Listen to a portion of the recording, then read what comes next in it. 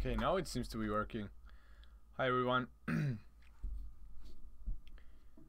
I had to redo this so many times. Literally, like, you look depressed. No, I'm not. I was just frustrated because I couldn't get this stream working. I'm not sure why. Let's see if it actually now shows up here.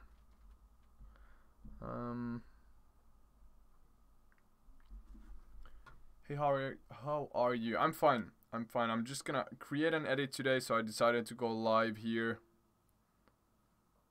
Just trying to link this live to my Instagram quickly so more people will get the notification about it. PewDiePie's about to lose against D-Series. No. How far away is it? Let me check.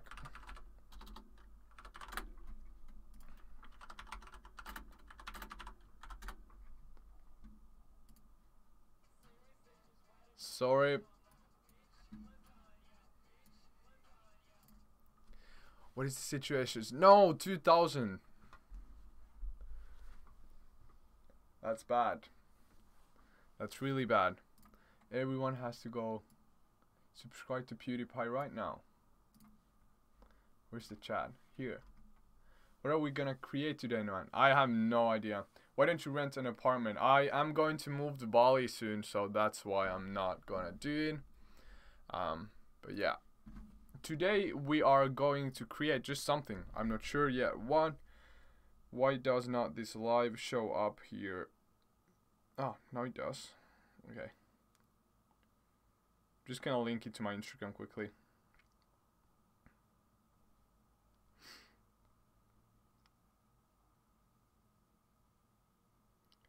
So like that.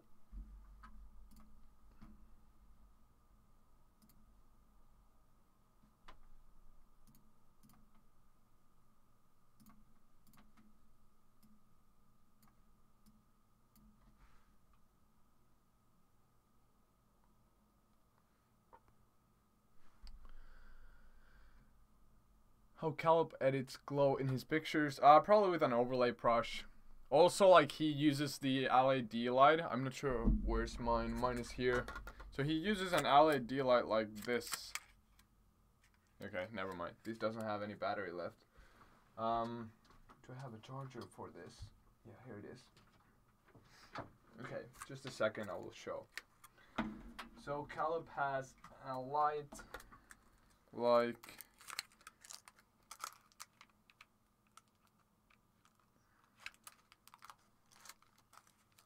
like this. Now it works. So he just like points the light towards a person or towards the light source, and then just uses overlay brushing and curves and all of that to create the glowy effect. Do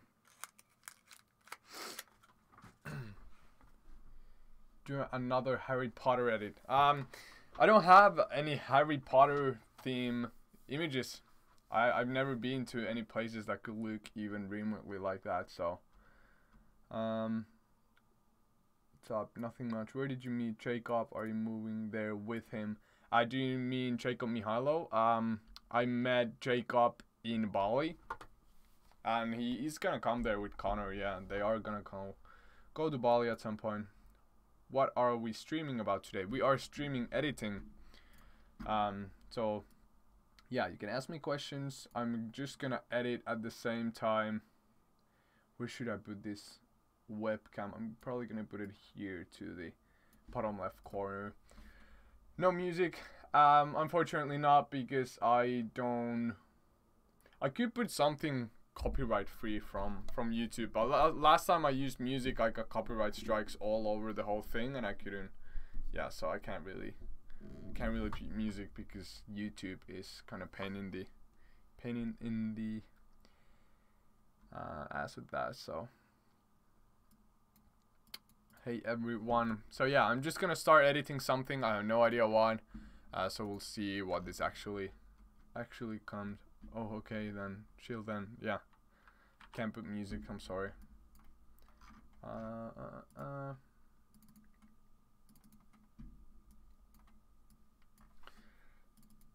So let's try to find something to edit. I thought something Jordan related would be cool from Petra or Wadiram.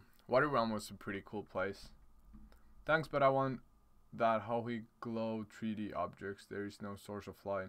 Yeah, there is always a source of light. It's the light that he has in his hands. What is the default size you take for Insta pictures? 4000 by 5000 pixels is the default size. Let's see if I actually have something that I want to edit from these images, because this was such a fun trip and that place is unreal. So maybe something with this.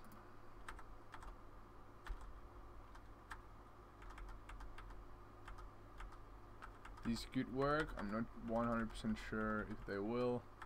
That's my friend Megan. Let's see. Okay, that one could work, but I probably want to change the background a bit. That's even better. Yeah, I'm gonna use at least that 6084.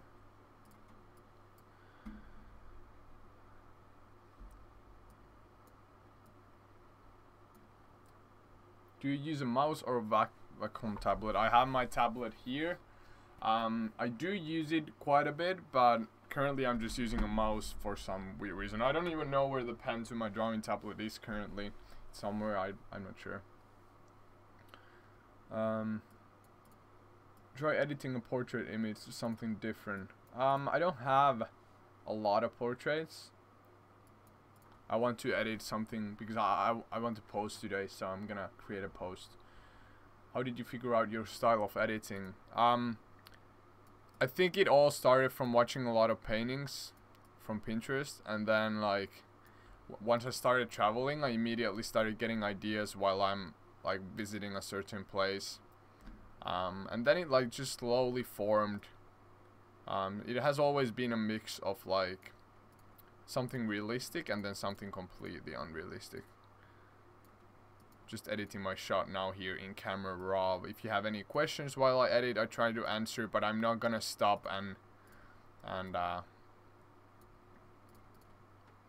gonna stop and then show everything like specifically, because I need to actually get this edit done.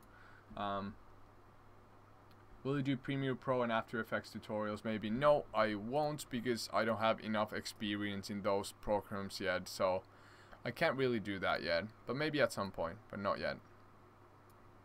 I don't want to teach anything that I'm not 100% comfortable with teaching, and video editing is not something that I would be comfortable teaching yet, so maybe in the future, but not now. Okay, so let's see. This is the before and after now in Camera Raw. And then I'm just gonna open the shot here. 100% top talent being witnessed here. Still early days. This guy is going to be huge.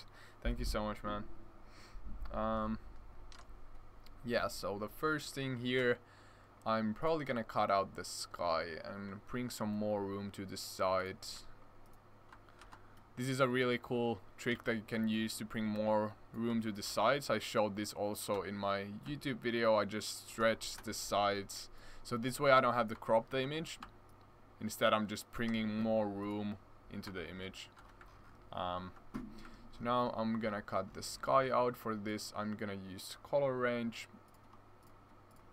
So just gonna do it like that, inverting the selection, hitting the layer mask icon, and now we got rid of the sky. Then I'm gonna take another shot, taken at the same place. Let's see which one would be. So as you can see, the sun perfectly hit the ground there. Maybe this one. Yeah, it's that one. Have you seen Jacob edit his videos? Does he edit his videos himself? Or yeah, I have seen him edit his videos, and he edits everything himself. And he's really talented. Just edits on a pretty bad laptop. He needs to update that.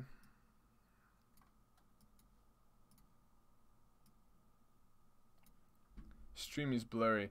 That's only because of your own internet connection. Currently, like, I've set the stream in a way that it is not blurry if your internet connection can handle the speed. I set the bitrate to 3500, which is a bit above what is recommended, but that way I can have a more high quality stream, and the people who have the internet connection will have a better experience with the stream.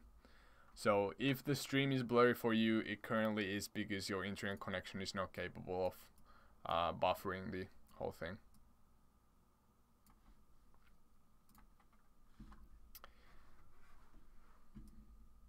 So what I now did here is that I want to use this background, but I don't want to use this foreground because the light is not in the middle. So I'm just going to set this here somewhere. So the camels are in the middle because I thought that looked pretty cool when we were there. And here we can also see the scale of that place. It's freaking huge and it looks like Mars. We spent a couple nights there on the desert and it was pretty amazing. So now I'm just gonna mask it out here. And also my workshop, the first workshop ever, will be released, or the website will be released within a couple of hours when I'm done with this edit. And that's something that I'm super excited for because it's my first workshop ever. And it's a business and editing related workshop, and it will be held in Amsterdam at my mentor's office. So yeah, that is gonna be extremely fun, and I can't wait to do all of that.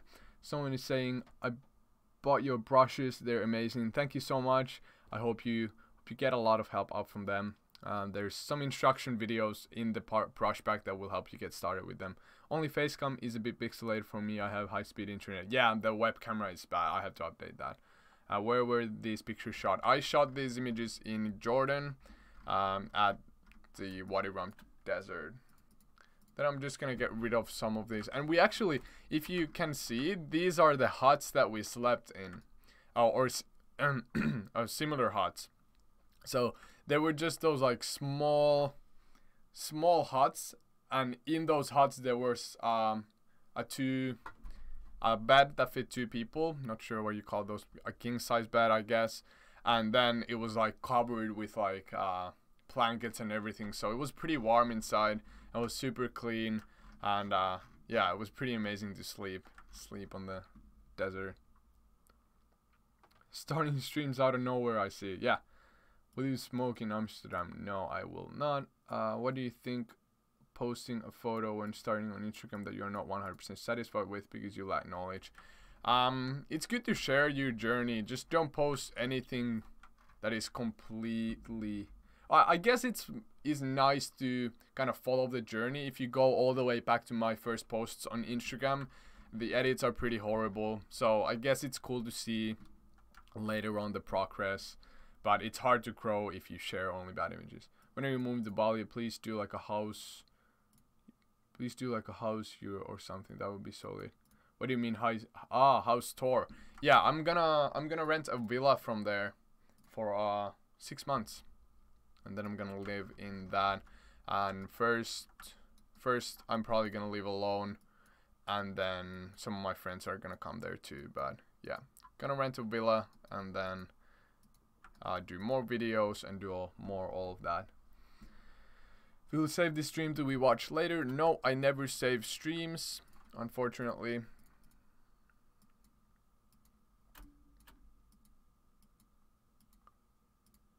I guess clone stamp could work better for this now.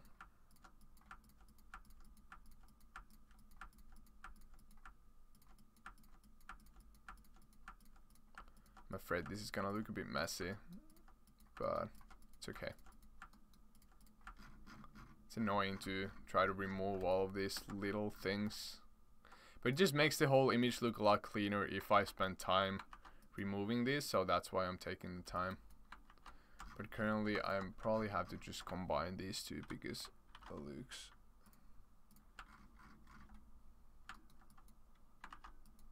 Okay, now it works way better when I combine those two layers. Will you ever come to Belgium? Maybe someday. I don't really have any intentions to come there now, but I am gonna go to Amsterdam to have the workshop there within a couple of weeks. So we really hope we will fill the spots, or have at least like there is 8 to 10 spots available, but of course that's a lot of people for a workshop. So if there will be less, I think we will still do it. So yeah. Content aware works better for those removals. It's super smart now. Just select shift and delete. I know, I just like doing it more specifically. Content aware probably good work.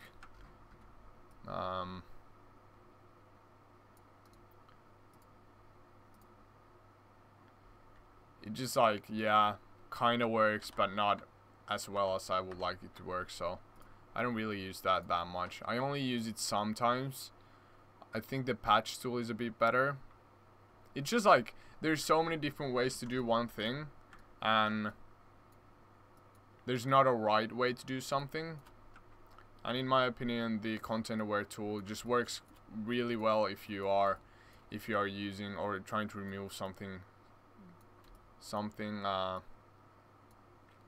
bigger or something, just like.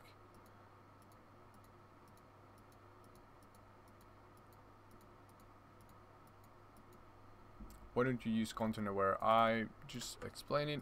I don't really think it's that great of a tool. I mean, it is powerful. I just like doing it more manually like this.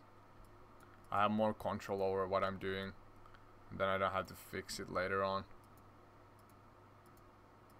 Because even if I do it with content aware, I still have to fix it, so. And there is that new tool. I could try it out. Let's try to remove that part. Where is it again? Content aware fill. Was it here? I don't even use it that much, to be honest. Layer.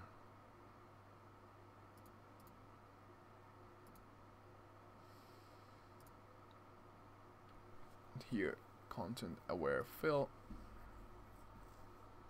I guess it removes it, but let's see.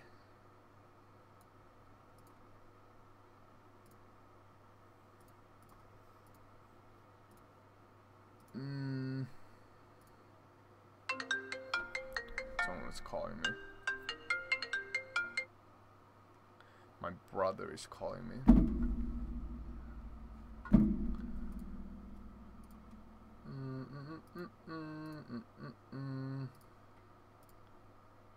Yeah, like see it does remove it, but see how bad of a job it does. That's why I don't like enjoy it. It always adds stuff that I don't want to be added there. So mouse or tablet mouse, the bitrate is quite low on the stream. No, it's not. It's 3500 currently, and that is recommended for streaming currently, so the bitrate is fine. Which printer do you use for your prints? I use the Canon ProCraft 1000 for my prints currently. Do you think posting edited stock footage videos is okay, or do you think everything should be shot by yourself? In video, I think everything should be shot by yourself. Not like, it depends on a lot what you're doing. If you create a video project out of someone else's videos, I think that's kind of dumb. But like, stock images are different.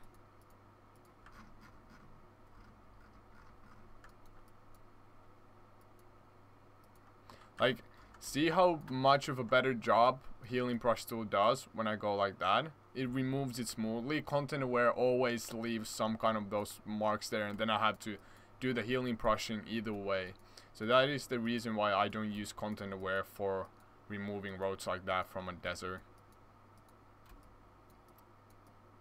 And I'm not trying to fully remove everything, I'm just trying to like smoothen out some parts of it.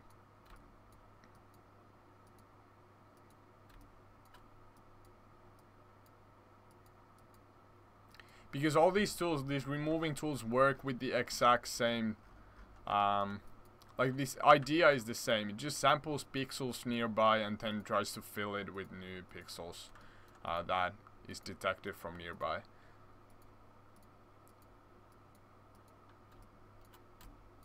This pretty much healing brush tool is the same tool as content aware, but just more manual.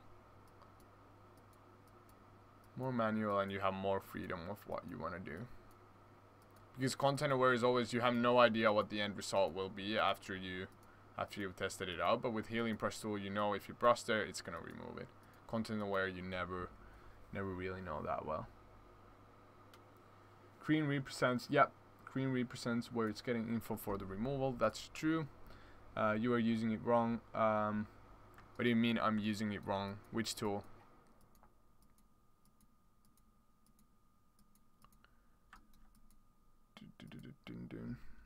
There is not a right or a wrong way to use something. It's just a faster or slower, or just, it's all about workflow.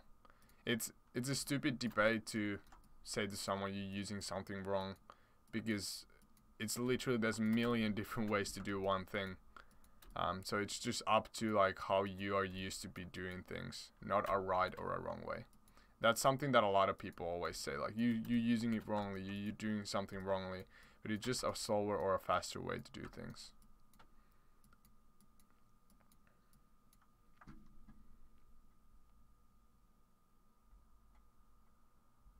You have to specify where you want to sample. Yeah, usually you want to sample from close by, so that's why I selected from close by.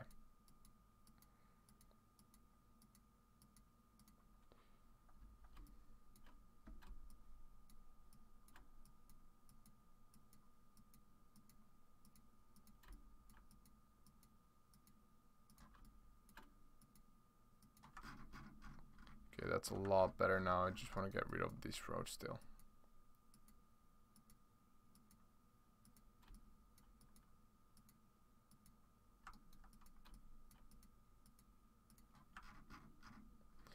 Yeah, that's good enough. Yeah, you could just press Shift P and then choose the content overall fill. Okay, that's a shortcut for it.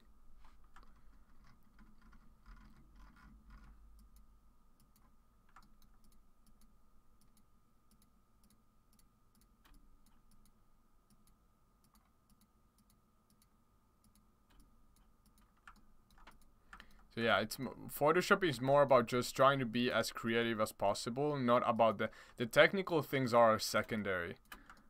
It's all about your imagination. So once you know some of the technical things, then you can pretty much create whatever you want, and there is not a right or a wrong way to do something. So that's what I always tell myself, and that's how I create all my work. I know my workflow works best for me. It might be not the best for everyone, but at least for me, when I learned to use Photoshop my way, I can run through some of my edits in like 20 minutes nowadays, because I built the workflow for my type of images. Here, these parts are usually pretty annoying, so this I just do fill it in with clone stamp to create like a soft edge.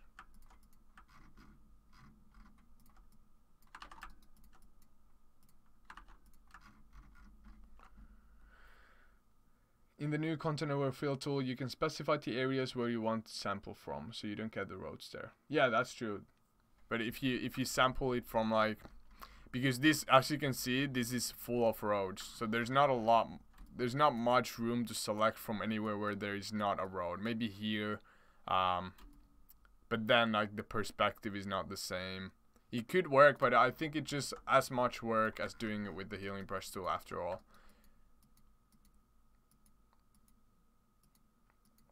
I would use it if the image was not like this, but because I have an image that is full of like these road textures and like prints, I don't really want to use that tool. This is a really high resolution photo from what I can see. Yeah, it's shot on the Nikon D750. It's not, I mean, it's 20 megapixels, or is it 24? I think it's 24. So yeah, it is pretty big, and this is why my images look pretty seamless nowadays, because I use only images that I've taken myself, so the quality of the images is like a million times better than any stock image you can download for free.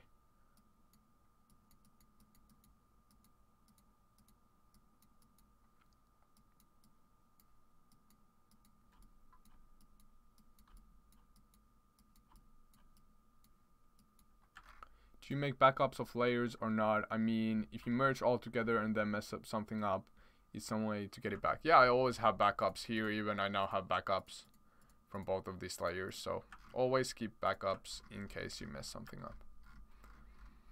And this is going to be another daytime image. I'm going to add a sky behind there that is taken during the day. I think I'm going to use it from the same place. But let's see now if I actually stretch this even more so I could have only light. I think that shadow looks pretty cool. You can see even the shadow of us standing on the cliff. So yeah, now it's kind of like 2/3 of sky to 1/3 of 2/3 of foreground and 1/3 of sky. That's what I usually go with, and you can check it like this: 1/3 of sky and 2/3 of foreground. That's kind of the composition I always go for. What mouse do you use? Is the Logitech G502. It's a gaming mouse. I just use it as my editing mouse too. So yeah, let's add a sky here. We had a bunch of cool skies at body RAM. So let's just try to find something that fits this scene. That's pretty cool. That's doing sunset already, so then it's not really during the day anymore, and that strong highlight would not make sense. Let's see some of these.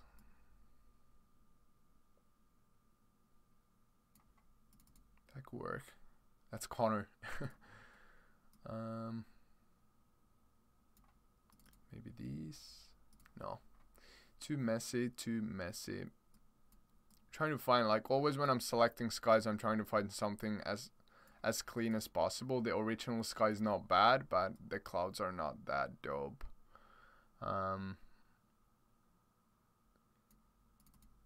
This was a pretty cool place.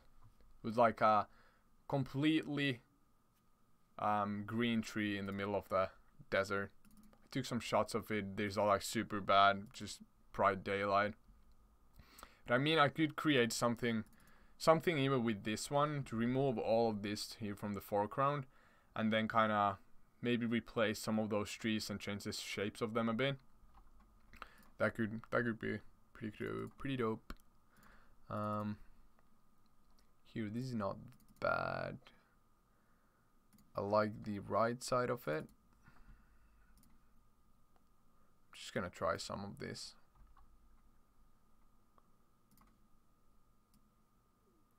And the reason why I get this dark look to the sky is because I use when I shoot, I use the polarizer, so it kind of makes the blues darker. Where's the location? That's Wadi Rum. Don't the camels get stretched too? Yeah, but not noticeably, so it's okay. You can't see the images. Yeah, probably. No, can you? You should be able to see them.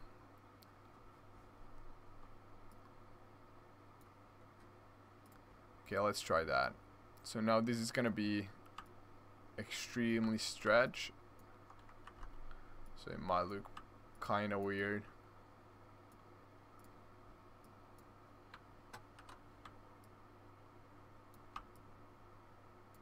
Yeah, this does not fit here at all.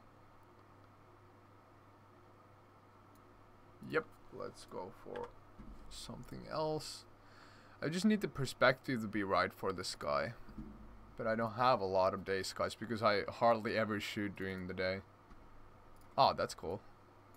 Like a single cloud.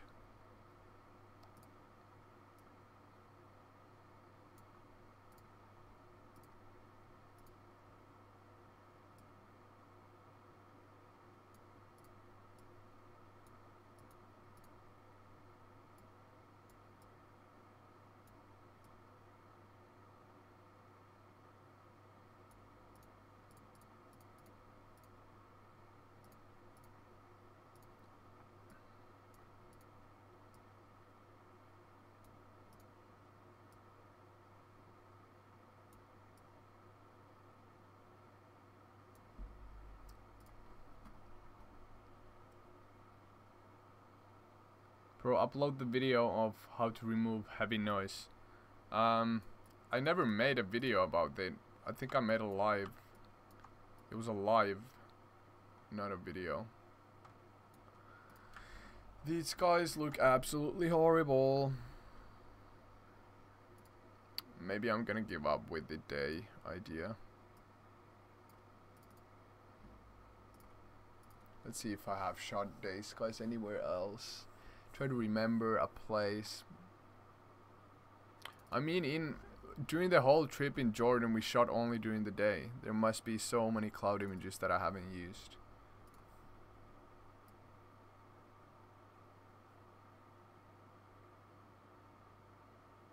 This was a cool place on top of...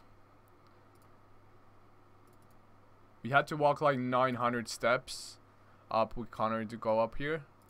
And then this one guy was there. And he started talking to us and like we went to dinner afterwards with that guy and he kept talking about like, yeah, I just ran like 3 marathons last week and I'm going to run 3 new marathons next week. And he had run like 80 marathons. And it was just such a weird encounter with that guy. This guy could work. Yeah, so this is from Petra. That's a monastery on top of the this one hill, and you had to walk 900 something steps to go up there. It was pretty tough, but such a cool spot.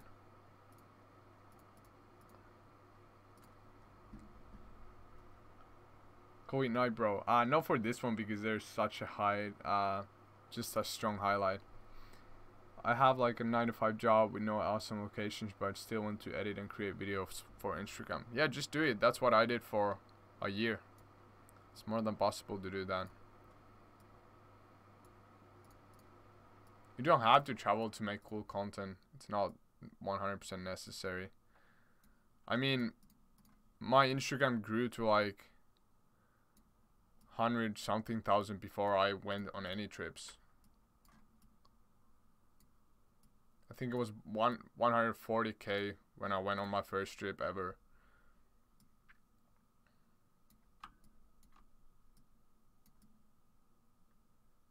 I found my sky finally. This is what I'm gonna use.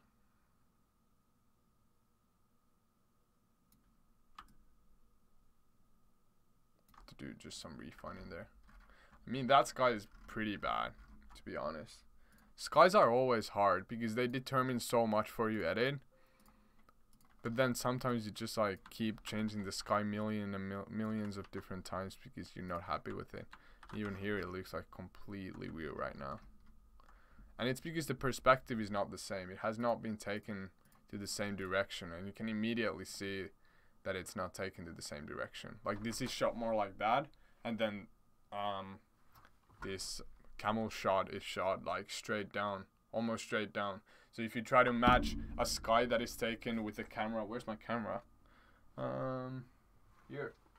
So if you try to take a shot of a sky like this and then try to match it with a photo that is taken down like this, it will always look weird. So that's something that you always have to remember when selecting skies. Like here you can see those clouds go like all the way down like that, and those like it's just like looks so weird. Can you recommend a laptop or a PC for photo, video editing, and gaming? I have the Razer Blade 15. That's one of the best ones. Not sure if you should see clouds in the desert. Of course you see clouds in the desert. All the time. All of these shots have been taken on a desert. It's plenty of clouds. Not all the time, but there definitely is clouds. I wanna find a photo of a cloud.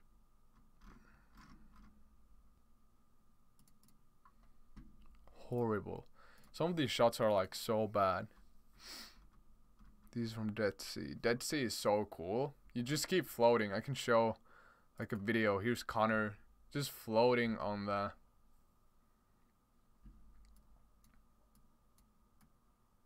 Let's see.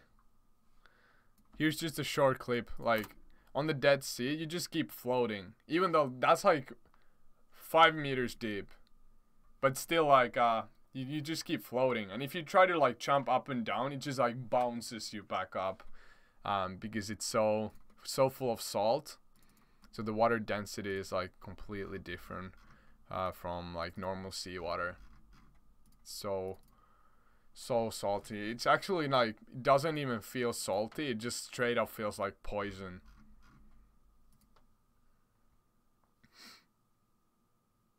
How is that the sun is brighter than the sky?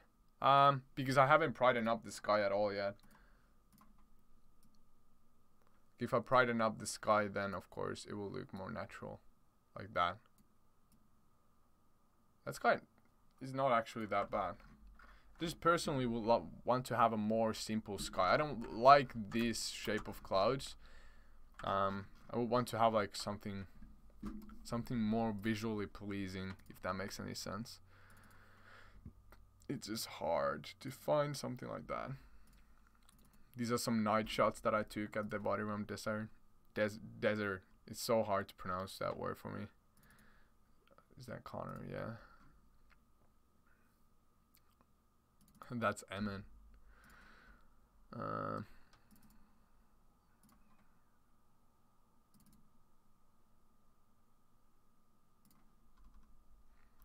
This whole stream is about me finding clouds. Literally, like, can't even progress with the edit right now. That's what I mean. Like, usually if I create with my normal style, which is night or like sunset, it's so easy. I have so many sunset images. But then during the day, I don't have a lot of those shots, so it takes so much longer to create anything because I don't have enough shots. This is, by the way, the shot that I used for my last edit, for my last day edit. There's like 3 volcanoes lined perfectly in Bali. It's called Pingyan. It's pretty dope. You can see it looks even cooler when they like align like that, like 3 layers of volcanoes. I'm not sure, like, not all of them are volcanoes, but the last one definitely is. But that is such a cool place. My scooter got stuck in the middle. Like, it was a super steep road up there, and my scooter couldn't make it up, so we had to walk that whole thing up, and then we had to leave my scooter in the middle of the road, and yeah, then we came back and slid down with the scooter. It was quite the adventure.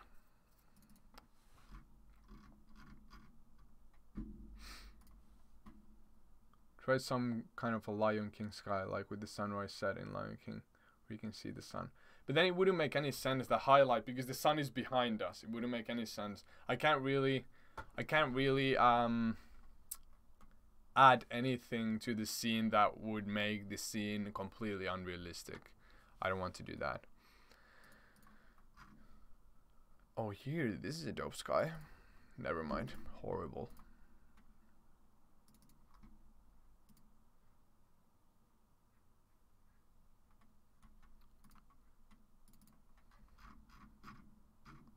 In Italy I shot some cloud skies. That's overexposed.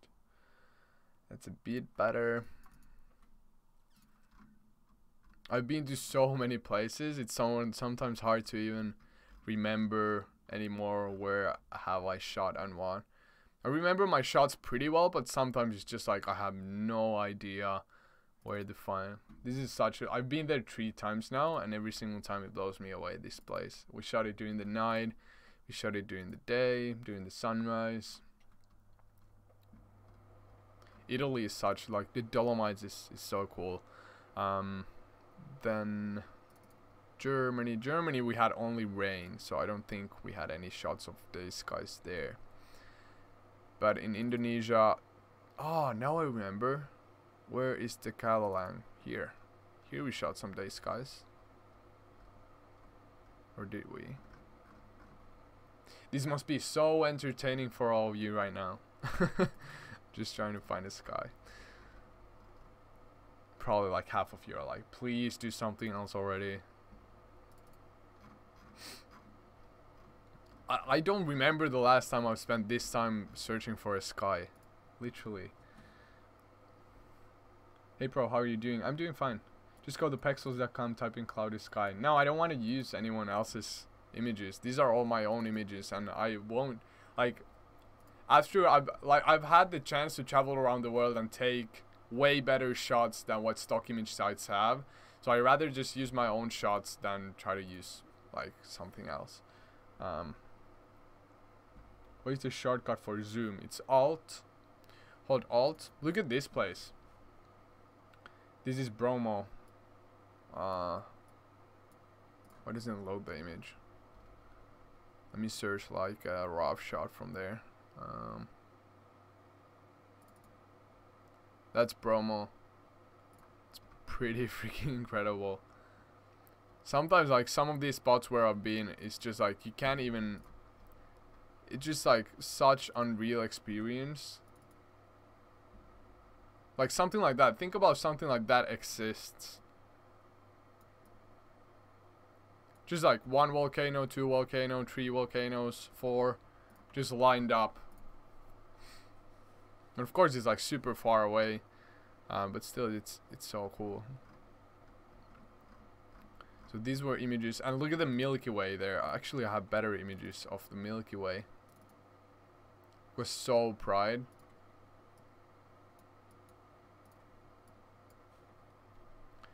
Yeah, look at the Milky Way. I wouldn't have to do anything to this shot than boost the exposure, do the basic corrections, increase the dehaze, increase the clarity, maybe do some like luminance here, add some clarity here to the middle of that, and some dehaze, and increase the exposure. Like that's all I would have to do, and maybe do some like profile corrections because that distortion is horrible. Can't really do it here though. And then I like this type of color, wrong way.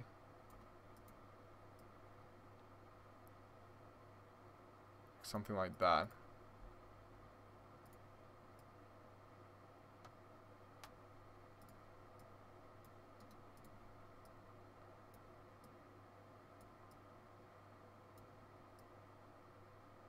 Like that's a real image. That's 100% real. I can't. It's so weird to think that something like that exists. Even like being above the clouds, walking above the clouds, like that's unreal. So many good stock images.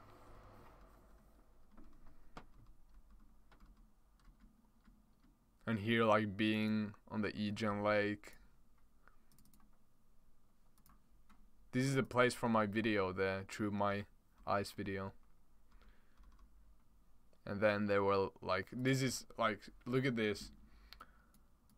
These people earn probably $5 a day by mining sulfur in the worst conditions in the whole world. And they earn like freaking, I think it was like max of like $12 a day. And one of these, like they carry those sulfur baskets with on their shoulders, and one of them like weighs up to like 70 to 90 kilograms, and they just like bring it all the way up. And I felt so bad even taking video of that because I saw them struggling so bad. So I never included this into any videos of mine, but it was pretty, like we walked down there with Connor, and we just stood there just wondering how in hell does some people work in conditions like this. Like people complain about their internet's not working, and this is what some people have to do to get a living. Yeah, they die like so young. They expect, like life expectancy is like, was it 38 years? And they cough all the time. They have like all kinds of diseases. Hey, look at that. Those rocks are huge, and they had to walk up the whole volcano.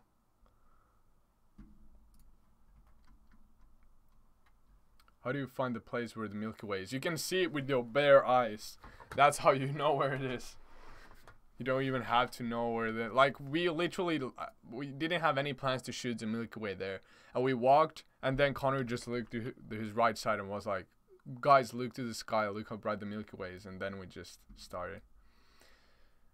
started shooting the Milky Way. Make a video of all this stuff. So interested to see pro pictures and all. Yeah, I should probably like do some kind of like. You need to come again to see the cover Agent Blue Fire. Yeah, we didn't see that because we left to the hike a bit too late.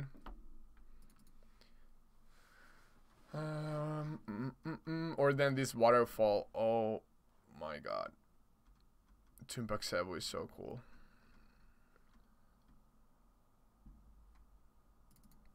Oh, look at that. That's real. A real image for you. How old are you? I'm 19. Just turned 19 at the end of last year. How do you open CR2 files in Windows? I have I downloaded like some kind of like a codec pack. Now I'm just looking at these images. I'm not even spending time finding the sky because there's so many good memories and I hardly ever look back to these images. Like,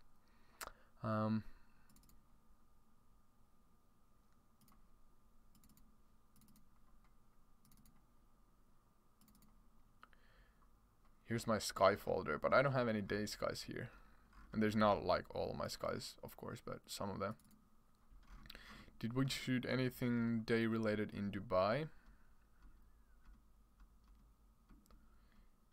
Dubai was like, this is all the images that and videos I have from Dubai. We didn't do anything else than chill in Dubai because it was such a cool place.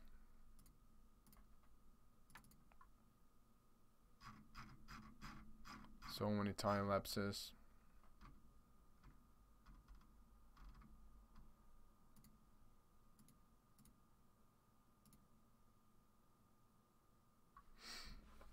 Please do more videos and streams. Yeah, I want to do more. You might have to rearrange the pictures in folders. No, all of them are like really organized. I have a stupid question. What would you do if someone entered to your room? Where is the PC and all the stuff? Hey Julius, what do you think about Caleb Castello and editing? I love his editing style. It's really cool.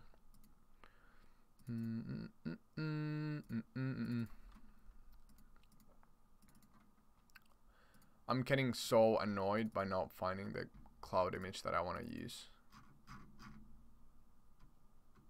I might just as well use the one that I found already. It doesn't look realistic at all.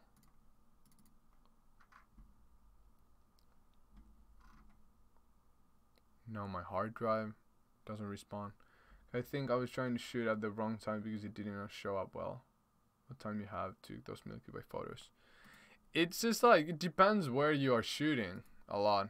You can't see it in Finland. In Finland, you can't really see the Milky Way at all.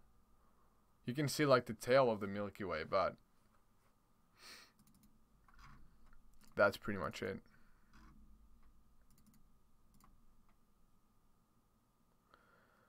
In Norway, we didn't shoot day skies. What was the day sky I used for my last image? Can't remember.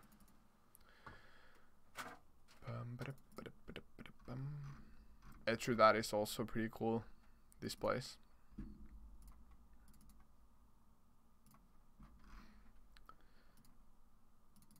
And lavender fields, I want to go back there.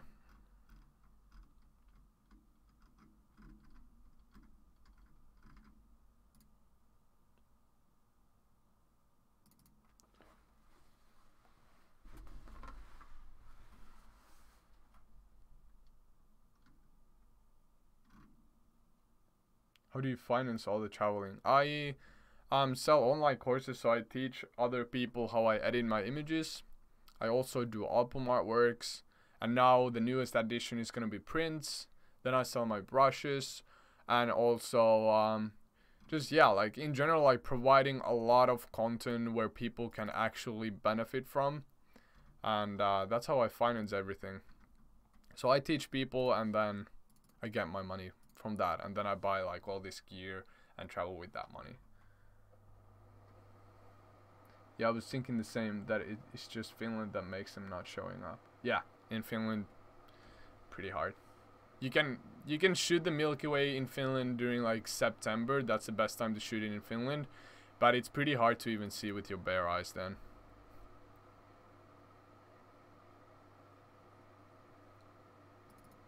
Oh, I forgot that I have so many folders of images still. Okay, now I should be able to find it. Because here we had to shoot during the day too. Yep, now we are getting there. I was slightly annoyed that some of these spots we had to shoot during the day because they would have looked so cool during evening. But like, yeah, we were on a tour on Nusa Penida, so we kind of like couldn't say anything to the time. Let's try that sky. I mean, the sky we have currently is probably better.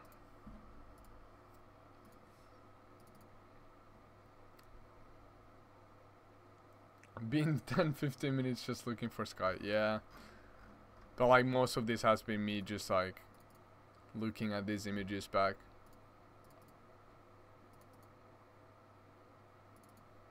King Peach. That's insane. That hike is one of the hardest hikes I've done in my life. It's like straight hill down. The sketchiest hike. One woman broke her leg down on the beach, and the local people had to carry her up, and she was screaming so much. I never heard anyone scream that much.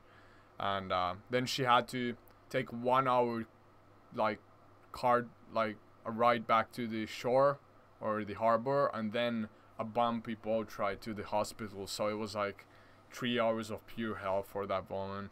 I have no idea how that whole thing ended up, but it looked pretty bad. Is it daytime in Finland? Yeah, it is. It's 4 p.m. now.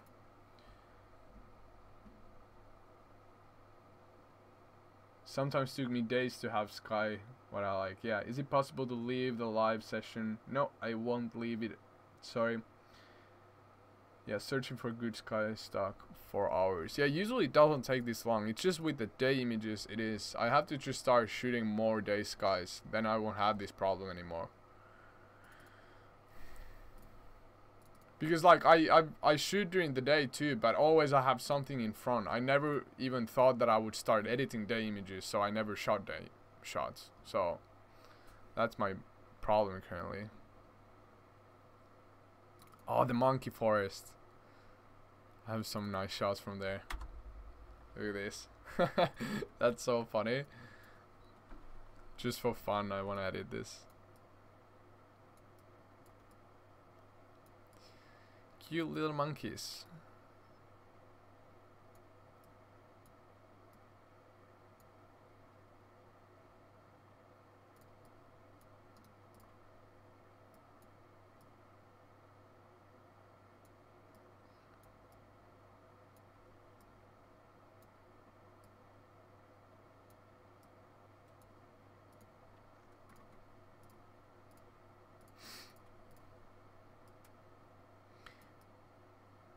Slightly getting distracted by all these images that I searched through.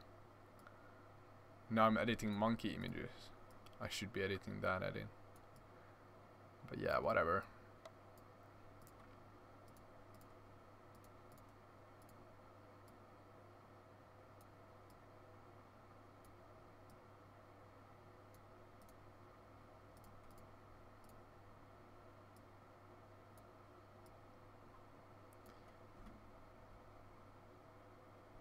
You should visit some abandoned places, man. There are some insane things out there. Yeah, 100%. Just don't... It's not my style, really. But I could always experiment with new things, that's true.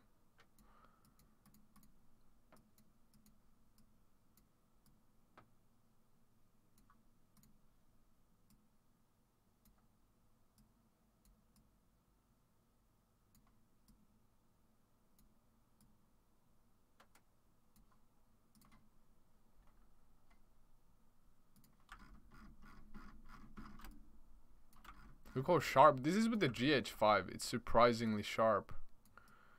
Can I enhance these eyes a bit? I'm just editing this for fun. I'm not gonna even edit it in Photoshop probably.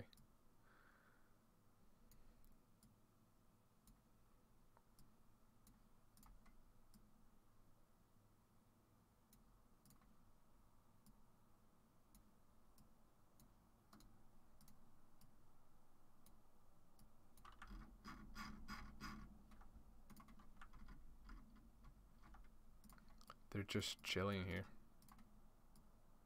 Some of those monkeys were so aggressive.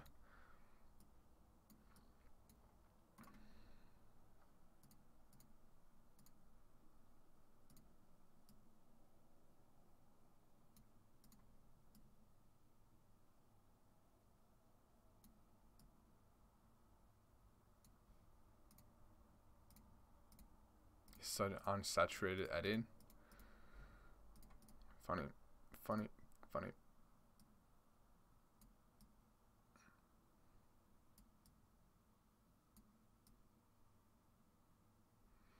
Okay, that's better. I don't like the orange. I kind of have to keep it there though. Yeah, whatever.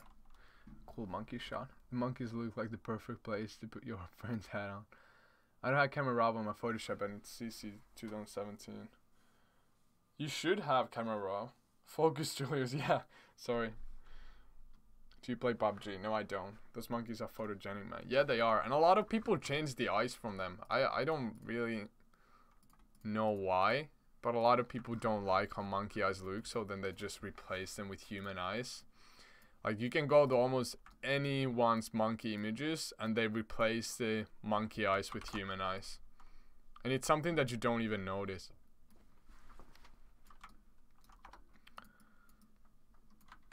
Oops. Okay. So let's move back to this image. I have to first of all fix the freaking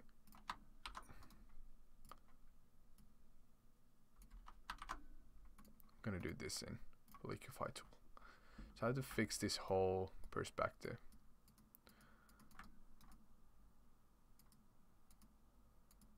This is how to fix a perspective with the liquify tool.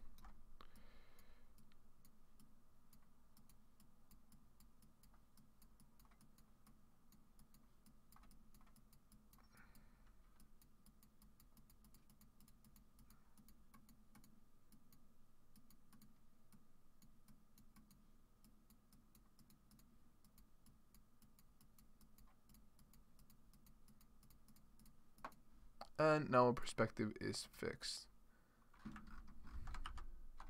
What, did I cancel it? No way.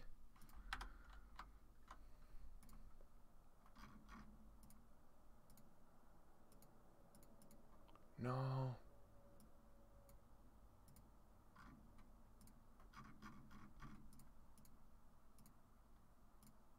Okay, now the perspective is kind of fixed. Still not 100% perfect, but that'll do. Okay, then we're gonna move this camel somewhere else, a bit further up.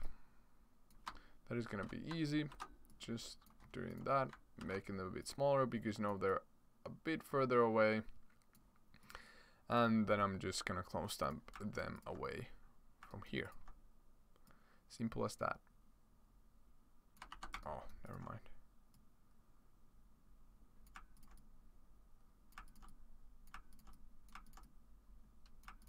Why I'm using such a small flow. Okay, now the camels are moved. They are on the bottom right part of the image. So nope, we still have to move them a bit up so it makes more sense for the composition. Let me actually check. Yeah, that's somewhere. So always remember to check your composition. That's one of the biggest things with editing. After you learn how to blend and do all of that, then you have to start thinking about the composition, because that is what people subconsciously notice always. So your edits will not look as good if your composition is super off. So you have to keep that in mind. And that will take a long time to build an eye for. That one looks great. So it's just like a matter of editing. A matter of just like editing a lot of images, and then at some point you will notice that, oh, this doesn't look cool, this doesn't look good, and then it will fix the composition, and then you have a lot better edit. Now the camels are moved to the right place.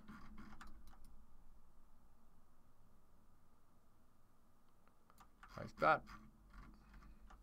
And let's check once more that they're in the middle. Okay, then we can start blending a bit. This is gonna be just a super simple edit. This is what I usually edit my images like nowadays. I just use my single shots and then I slightly edit them.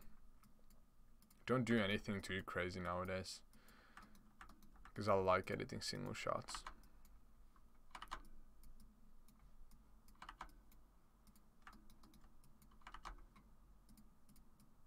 Then I'm brushing some shadows here. And most of my work is done with my custom brushes. So if someone is wondering how do I achieve that style, it's always with the brushes.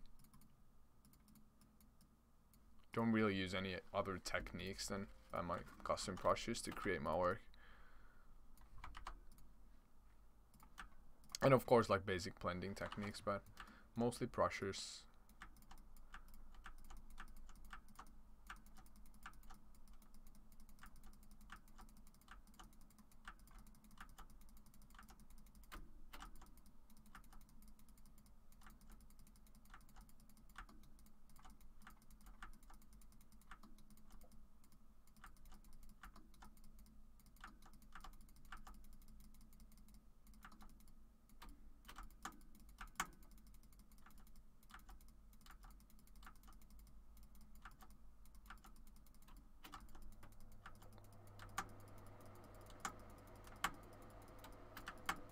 So now what I'm doing, I'm just filling the textures in. So I'm always sampling color and then just brushing. So I'm kind of balancing out this, like the clouds, because I don't like the holes that they have in. So just brush, and that's how I achieve a more smoother look for the sky. And then I do the same for the blue parts. And this is something that can be done really quickly once you get the hang of it. What does your day nowadays usually look like? I wake up at like 6:30. Depends. During weekends I might spend time with friends, so it will be a lot later.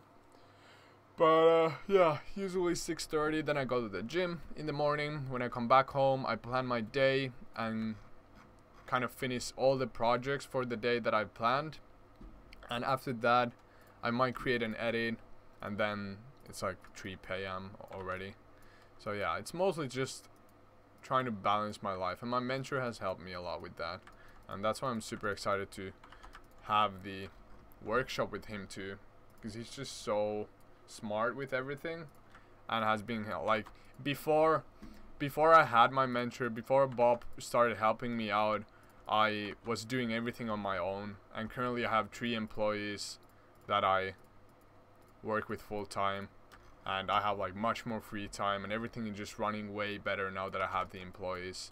So it was 100% worth it to have a mentor, and now we're just kind of working together as friends more, so that's cool.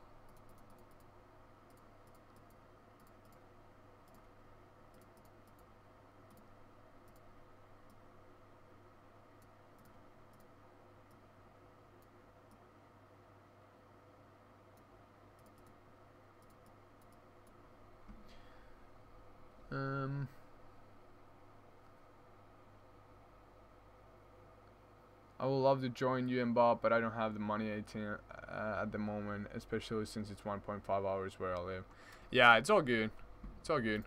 I know it's a big investment for some people, but like workshops usually are up to like if you are going to like a photography workshop somewhere around the world, people charge thousands.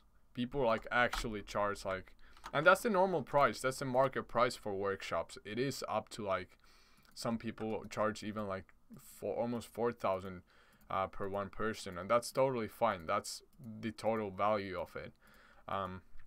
But I know that my audience is younger, and not a lot of people can afford $4,000 or even $2,000 to pay for a workshop. So we decided to put the price to $500, and that's like so low as a price, but I still understand that for some people it is impossible to it can be impossible to kind of what do you call it, finance that. Yeah, it's all good. Amazing man. I'm watch this designs Instagram. Cool. How do you keep yourself motivated? I keep myself motivated. Like, I don't have to keep myself motivated to do what I love. That's something that I don't understand. I just don't get like when people, how do you keep yourself motivated to create? It's just like I love doing it. That's how. It's not like I feel like, oh, I don't want to edit today. I really don't have the energy to edit today. If it goes like that, then I don't think you really enjoy what you do. Because I think like you would not say that I don't have the energy to, I don't have the motivation to edit today if you will love editing a lot. That's just how I see it. I just don't understand when people say that. Yeah, I don't, like, how do you keep yourself motivated to do what you love? That's kind of weird, to be honest.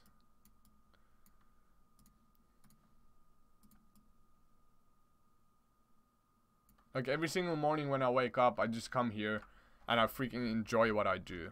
Like, currently I'm just talking with you guys, and I know it's different when you have a following on social media and you kind of like have built everything already. You don't like have to stress about all of that stuff that much, but it should always start from a passion. It should always be a passion of yours, and like, I'm not saying that if you work hard then you will become successful, because that's not the case. There's literally people who have worked for years and years and still haven't achieved anything, because it's just like the luck part just doesn't come to all people. And that's why I never promote anything in social media in a way that work hard and your dreams will come true, because that might not happen. But it should all start from you being passionate about what you do. And if there's anything in your head saying that I'm like, yeah, I'm just posting to get more followers, I'm just posting so I could get more followers, then that's like pretty much the end of your career already. You can't do this. You can't edit. You can't post images to Instagram solely to just get followers. It's not how the whole industry works. You will get tired at it at some point if you do it because of that, and you will just notice that you will start lacking motivation at the things that you're doing because you're not actually loving what you do. You're just trying to get attention, and that's where it goes wrong. And then there's a lot of people saying to me that, yeah, but it's easy for you to say because you kind of break out with your account already. But like, when I started editing, I had no idea what Instagram, like how Instagram even worked. I didn't use hashtags. I just posted edits, and I had like a private account, and I thought I could grow my account by it being private, because at first I thought that I don't want anyone else like to see my images, then like I don't want any random people to follow me, so I kept it as private. And I thought that, yeah, maybe get like a couple followers here and there. But yeah, that's not the case. I just like, I had no idea about Instagram or growth or anything. I didn't know anything about business. It was just straight passion that I had for photographing and editing, and it's still the same. Now there's just a huge business behind it, and there's a lot of different things going on top of the passion. But still, like, it's just all about like being passionate about something and then building something around that. And for me, I love teaching. I love being able to help other people to achieve more in their life. And that's kind of how I planned my whole brand around. I planned my whole, or like kind of did my whole branding around helping other people, because I love doing that. So every single morning when I wake up, I don't feel like I'm going to work. I just feel like I'm doing what I love. I'm helping other people out. And it just like, that's what I love doing. And that's what it should be. The money, all the fame, everything, it's secondary. It's something that doesn't give anything to you. It just, you had to have some kind of purpose for the things that you're doing. Just you doing social media to get followers is the wrong way to do it. And that's it. There's no other option for it. It has to start from a passion, and then after that you start building something around it.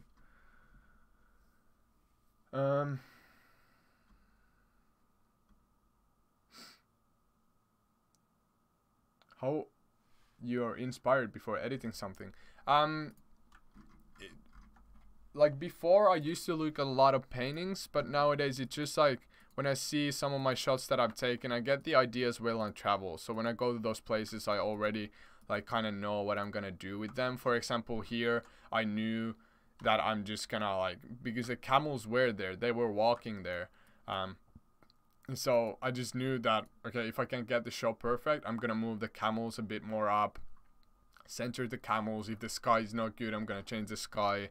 But then if you're talking more about the creative edits, where I actually have to combine a lot of photos together, that's something that I start with one image, and then literally I just start combining. I first usually try to like select the objects to use, and then slowly if I add one object, then I might get an idea. Oh, I remember I shot this in Italy. I can just take that shot from Italy and add it there. And then I remember, oh, I shot this beach in Indonesia. I think that could look good here. So it just all the shots that I've taken around the world are in my head, and then I can kind of like, the ideas just flow when I start editing.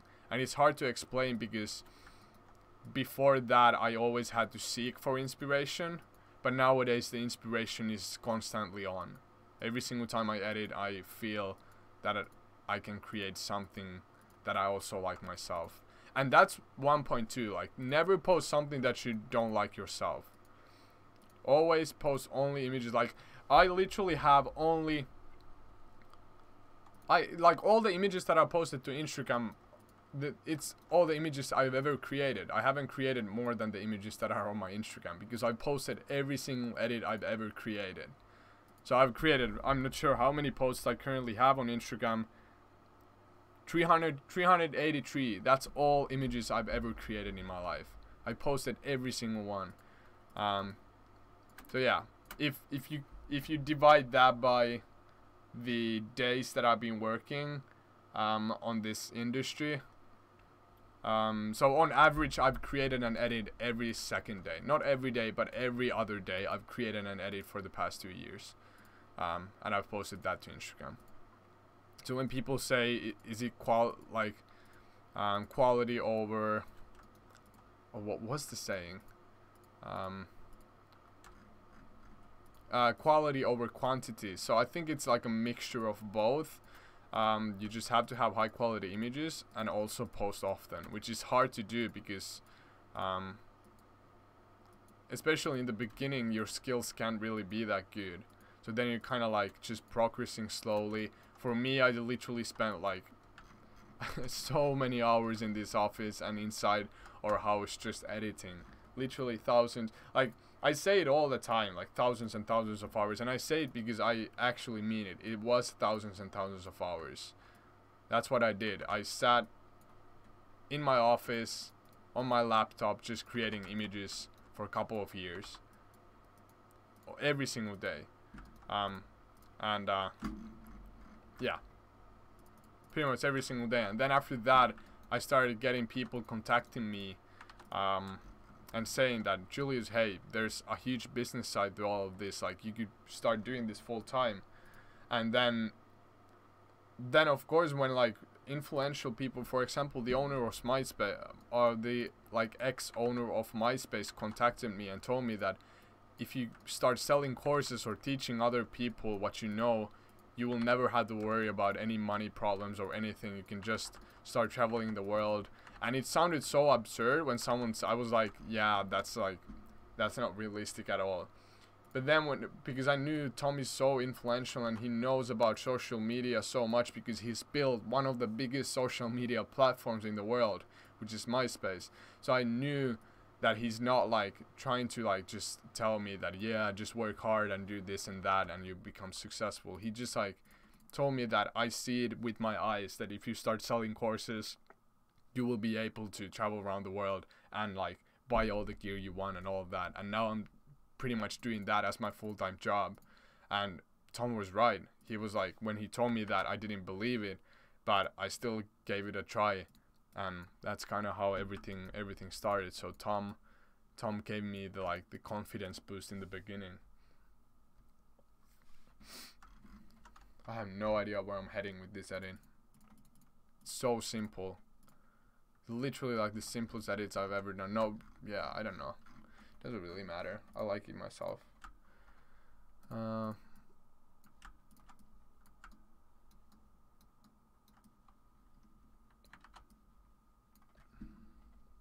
What do you think of Skillshare?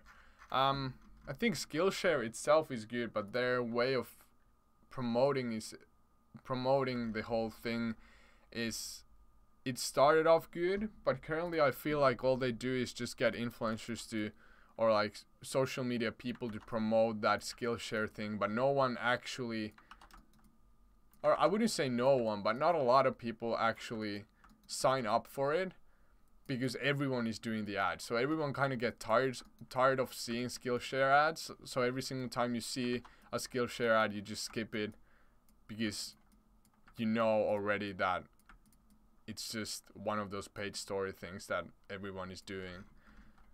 So yeah, I think it started off good, but currently their marketing is kind of like blah. You met Tom? No, I never met Tom.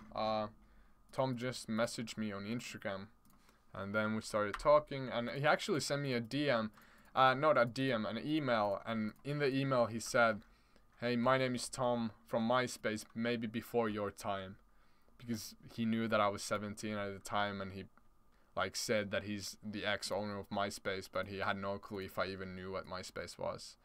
But yeah, I think I even had a MySpace account myself when I was little. But yeah, I never used MySpace that much. And with the Skillshare, you have to enter all your credit card stuff, which is bullshit. Yeah, like, of course you have to add it, because they have to have some kind of a monthly payment system. It's just like, they're not doing anything wrong. They're just, the whole credit card thing is just so they will start billing you the next month if you don't remember to cancel it. And that's how they probably make most of their money. They just have a lot of people who never cancel the subscription plan, and currently they just like get a shit ton of money from that. What size of picture you load in Instagram? It's 4,000 by 5,000 pixels every single time. That never changes. Okay, so let's see what else I can do with this. As you can see, this is super simple. I spent 10 minutes editing it and 50 minutes 10 minutes editing and 50 minutes probably searching for the sky and just like looking at my images. So time well spent. Yeah, but then it's not about teaching but just money grab. Yeah, kind of, but like of course it's like learning is always up to the one who is paying, not really like when people sign up to my courses, it's up to them if they actually want to watch the course, all the lessons. And no one who does teaching as their job online can guarantee that someone is gonna get the exact results from that. So even in Skillshare, like a lot of people get the subscription plan, but then most of the people don't have the mindset, or they like pay for it but they never learn anything because they don't have the motivation to learn. And that's kind of like stupid. They keep paying for it but they never actually use the platform because yeah, it's just weird. I think like people are kind of lazy and that type of thing, and that's what I want to also like promote on my social media. I just want to people understand that mind is a really powerful thing, and once you learn how to control your mind, you can get so much done. But I believe that human beings are lazy animals. Like human beings are lazy, but you can train your mind not to be. So everyone, of course, like every single person in this world will love to just lay in bed and make money and just watch Netflix whole day, but that's just not how you survive in life. But like I feel like especially young people, they don't realize that there's so much they can do because the society tells them that there's only one way to succeed, and that is with school, which is like a cool, easy, safe way to do it. But like literally social media has given us so many new things we can work on, but still like the mainstream media, not mainstream media, but like just the society in general, the education system just tells that it's not safe.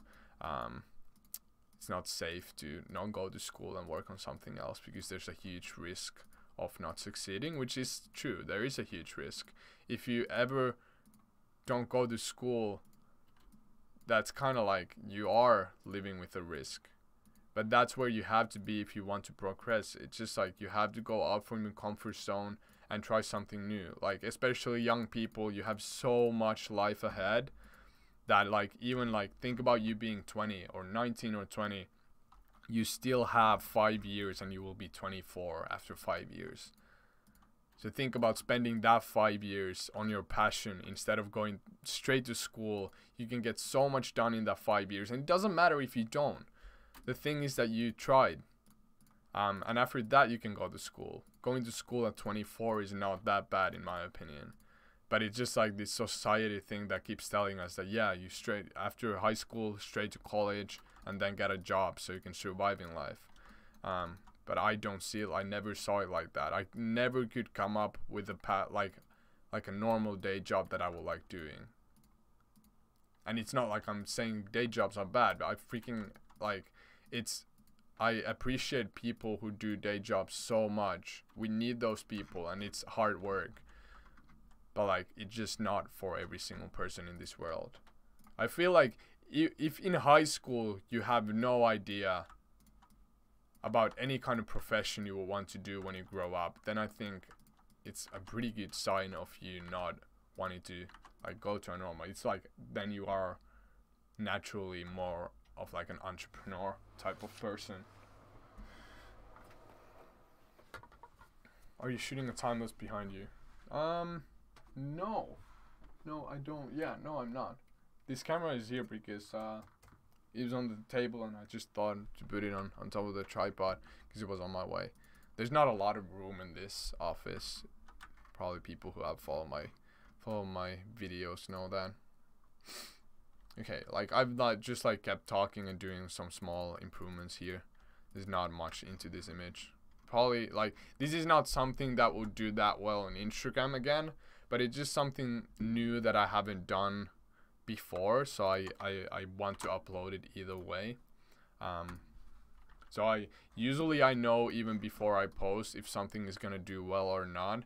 You kind of develop on like kind of a skill to like know what works well on Instagram and what doesn't, and these type of images don't have anything that crazy in them to do well on Instagram. I will make the camels bigger, but that's the realistic size of the camels. So if I make them bigger, then the composition or it won't look realistic because you have to have the scale. I don't want to change the size of the camels, even though I could, because that's the real size of them. I didn't add the camels there; they were there.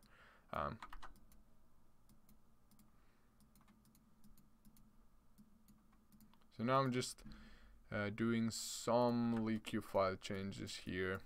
So this is not like, probably some of you who are watching are like, okay, that's not that cool compared to your usual images, which is like, yeah, probably not my style, not really something that I would usually do, but I just felt good creating it.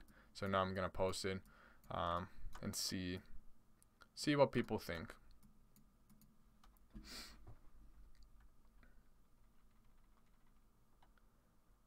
You don't listen to music while editing, by the way. Not really. Sometimes maybe, but I get my edits done so quickly nowadays. Usually that it's just like a fun, creative, quick process that I do. I don't need music. I don't listen to music a lot either way. Actually want to go to the gym today, so I probably will.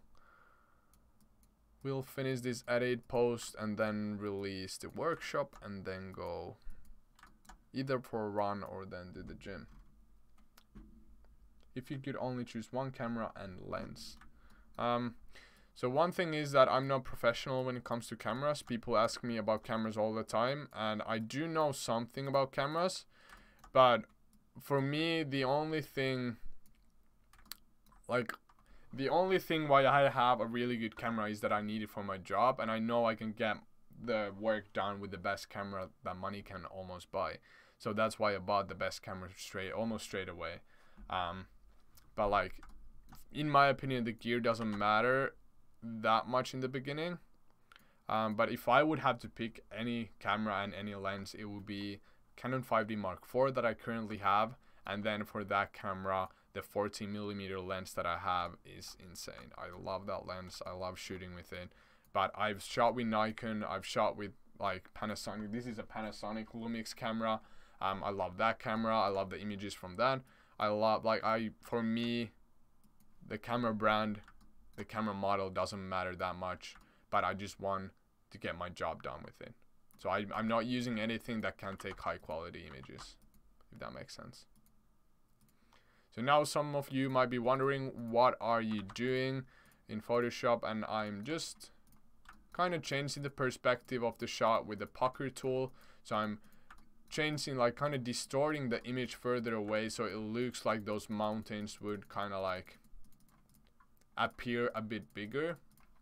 So I'm using the blow tool and the pucker tool to kind of achieve this effect, and then I'm gonna push the sky a bit forward too. So this is just something that I usually do, a really cool technique that I recommend every single one of you try at some point, especially to your single shots. It's super fun to kind of play around with the composition. So yeah, that's how I change it. This is before, this is after. I have to close that GeForce experience thing. I hate when it pops out when it has the same shortcut as going back one step.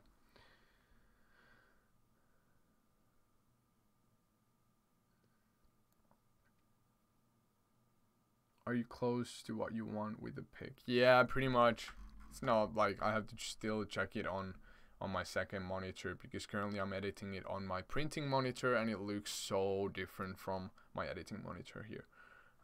Yeah, I'm pretty much done with it. Super simple, nothing too crazy. I might add something here still, but not sure.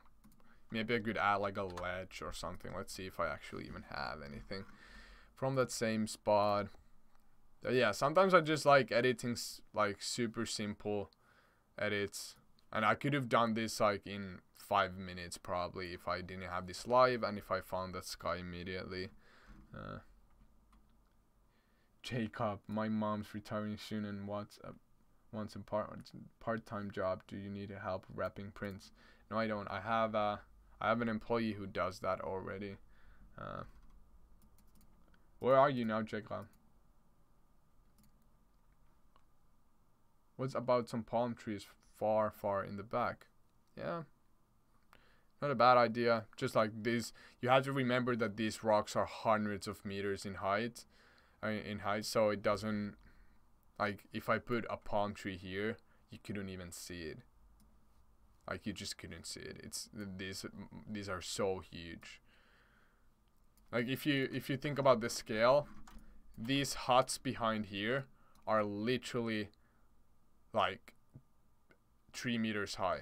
So tree, like it's a couple hundred meters right there. How did you find time and get popular on Instagram? I didn't find the time to get popular on Instagram. I found the time to edit. And I did that by just like I went to school from 8 a.m. to 3 p.m.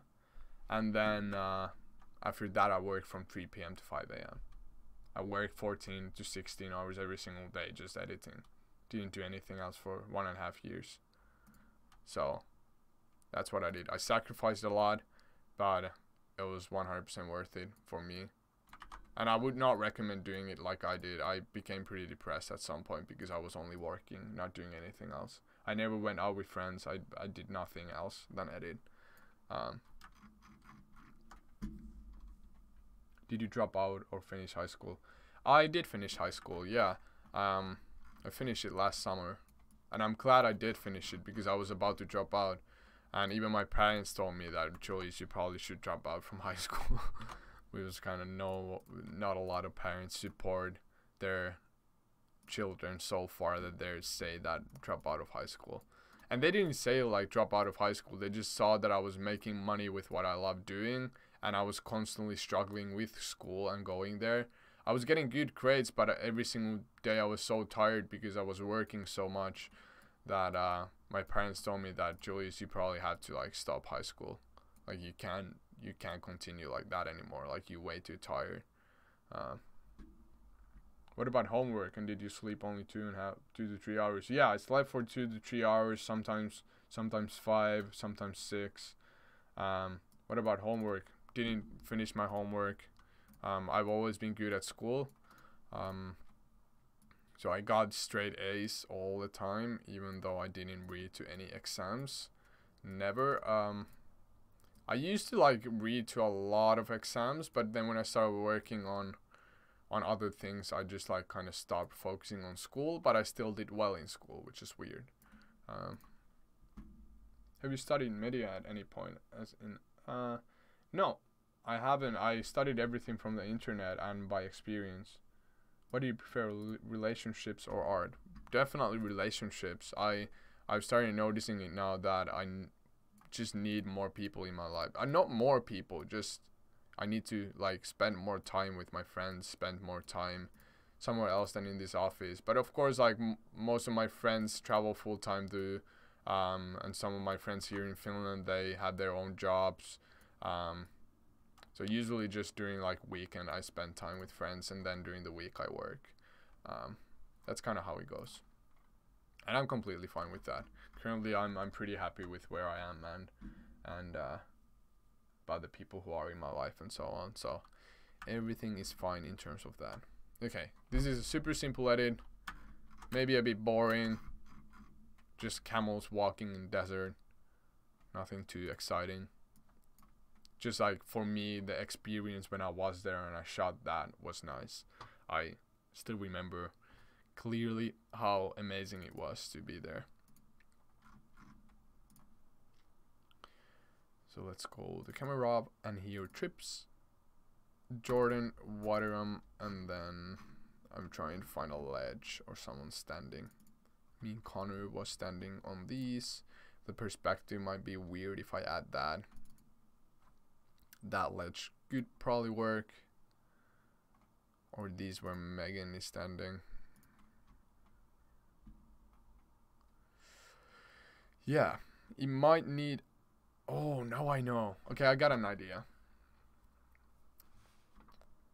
So I'm gonna put that ledge there. Where is it? Where are you, ledge? Here. That one. Yep. So I'm gonna put this there. It's kind of messy. Doesn't really matter that much because I'm just gonna use it in the foreground. And I want some magenta in it, and also maybe something like that.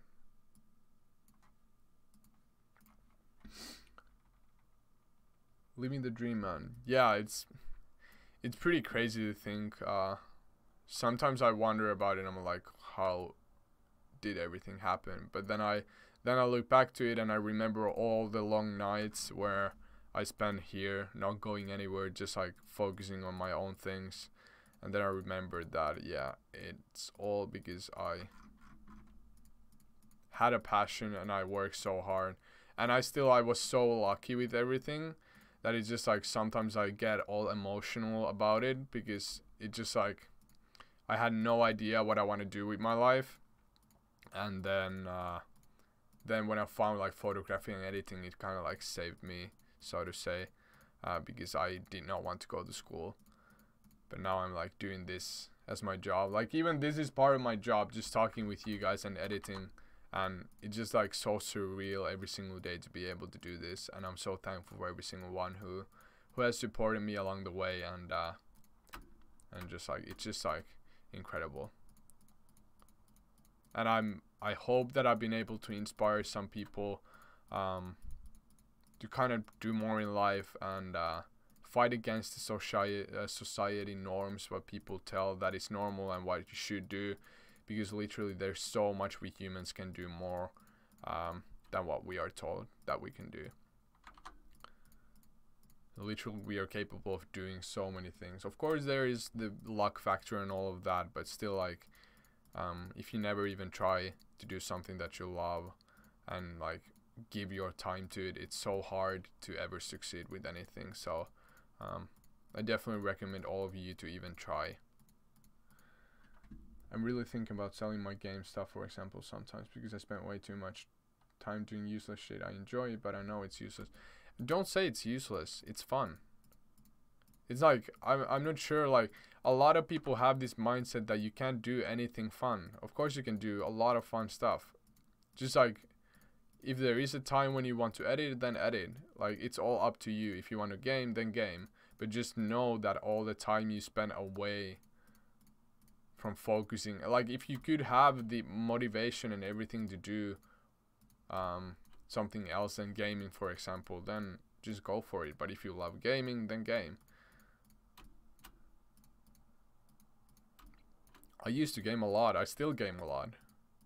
It's not like when I say that I didn't do anything else, I mean that most, like 90% of my time was spent like working on something, like building websites, studying business, studying how like the business models, different models work, how taxes work, where do I have to pay my taxes, to what countries and when and how, like all of that took so long.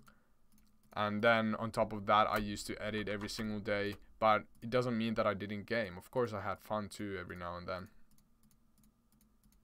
And I was still going to the gym 5 times a week at the same time too, so there was a lot of things I was doing, and at some point I just burned out because I was doing too much. So just don't force yourself to do too much.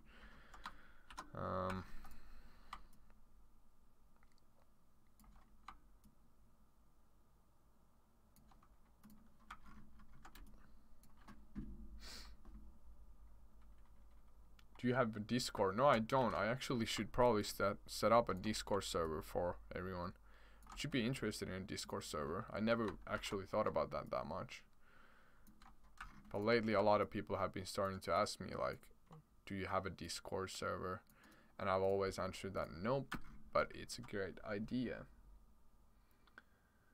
You started off pretty young. What do you have in mind for what you might do later on? Yeah, I started super young, a 17-year-old, and it's crazy to think that I'm now only 19 and I've done so much already. But definitely, like, when I get older, I want to keep helping people with my own knowledge. So it might go more into the side of mentoring, because currently I'm editing, like, and I'm kind of like doing both, mentoring and teaching other people to edit.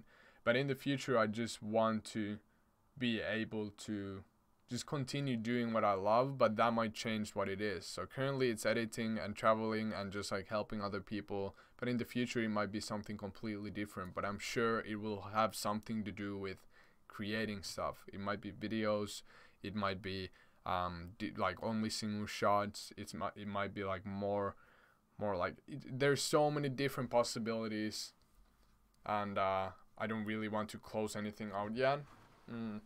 So yeah, it's a hard question to answer, because I don't plan my life 5 years ahead.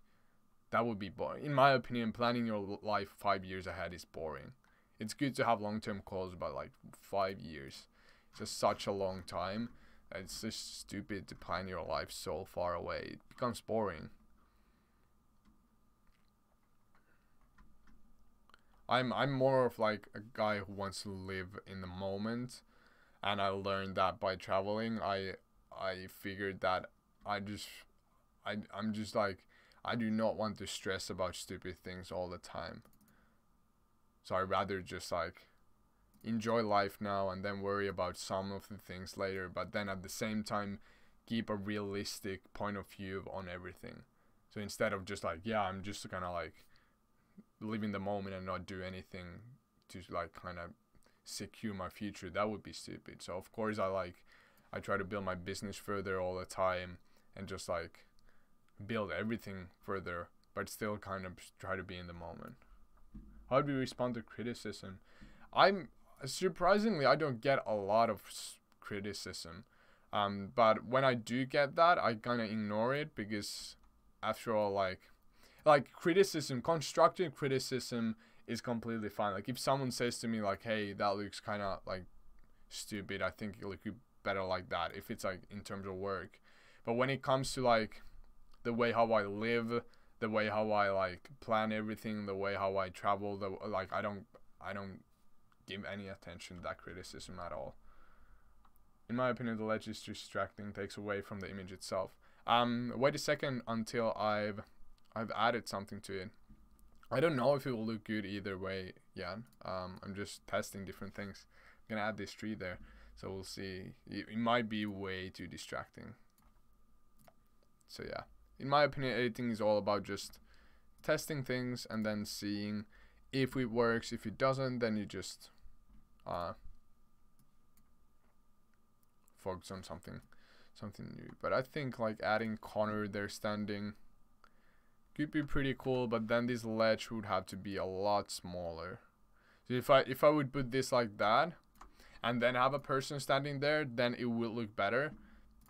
It looks good like this, but I think for my style it's a bit too realistic. Like there's nothing that tells you that this would be like an edit in any kind of way. And that's what I've been like doing lately. I've been posting more single shots, but I kind of miss creating something a bit more complex, and that's why I'm now trying to add something here, even though it probably wouldn't need anything. Will you use your new brushes in this post?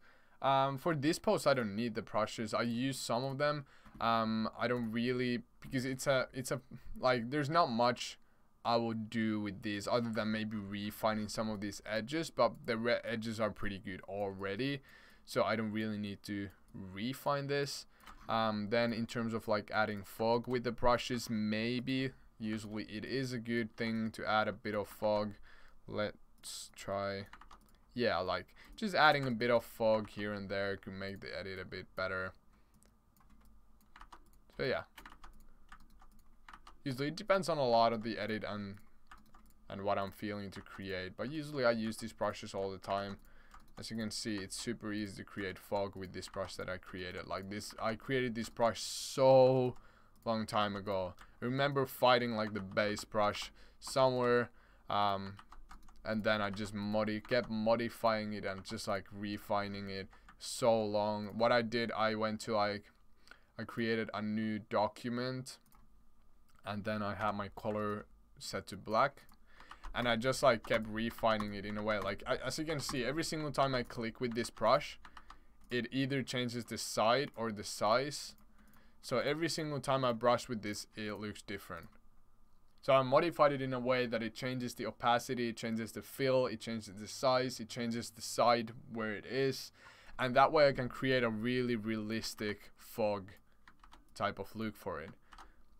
And I did this by just like modifying all the shape dynamics, the transferring here, and this is like by far the most useful brush I've ever created, because it's just like you can use it in everything, literally everything. It's so easy. Look how easy it is to create fog. I just come here and then I just brush with this. Of course your flow has to be super small when you use this brush, because I've set the settings a bit too high sometimes. So like just one brush stroke, and that's how you add a bit of fog. And it doesn't work for every single image, but for most images it does work, and that's how I achieve the seamless look. And then just like, let's say like you want to add birds, you wouldn't have to like get a stock image and like download bird images. You can just put them there. That's way too big, of course, but that's how you add birds. It's so easy. And then just like if you wanna refine, let's say, bush edges, you have like a green bush somewhere, you can just like with this brush create all of that. So this is the same thing. It always changes the way where it like kind of goes. And then I have, this is like, and this is one of the most useful brushes I've ever created. It's a pine tree brush. So you know when you cut something out with color range, or just like cut tree lines, they usually tend to look so unrealistic. And then I just refine it with this one. So I just brush to the layer mask like that, and now I get much more realistic tree line, and it's just such a great brush. And even this one I modified in a way that it changes the length of the pine, it changes the not the opacity actually, but it changes the width and the height, and that way you always get a different type of tree. As you can see, it always changes it. And yeah, this is kind of how I use some of them. And then I have another fog brush here. This is really good for like atmospheric fog. What else do I have here? I have well, this refining brush is so incredible. If I would want to refine the edges, what would be a good example? For example, like I'm not now gonna use clone stamp because I don't have those on a layer anymore. But like if I would want to refine this edge with this brush, it's so freaking useful because it has rough edges and you can just like look how much better the edge starts to look when you use that.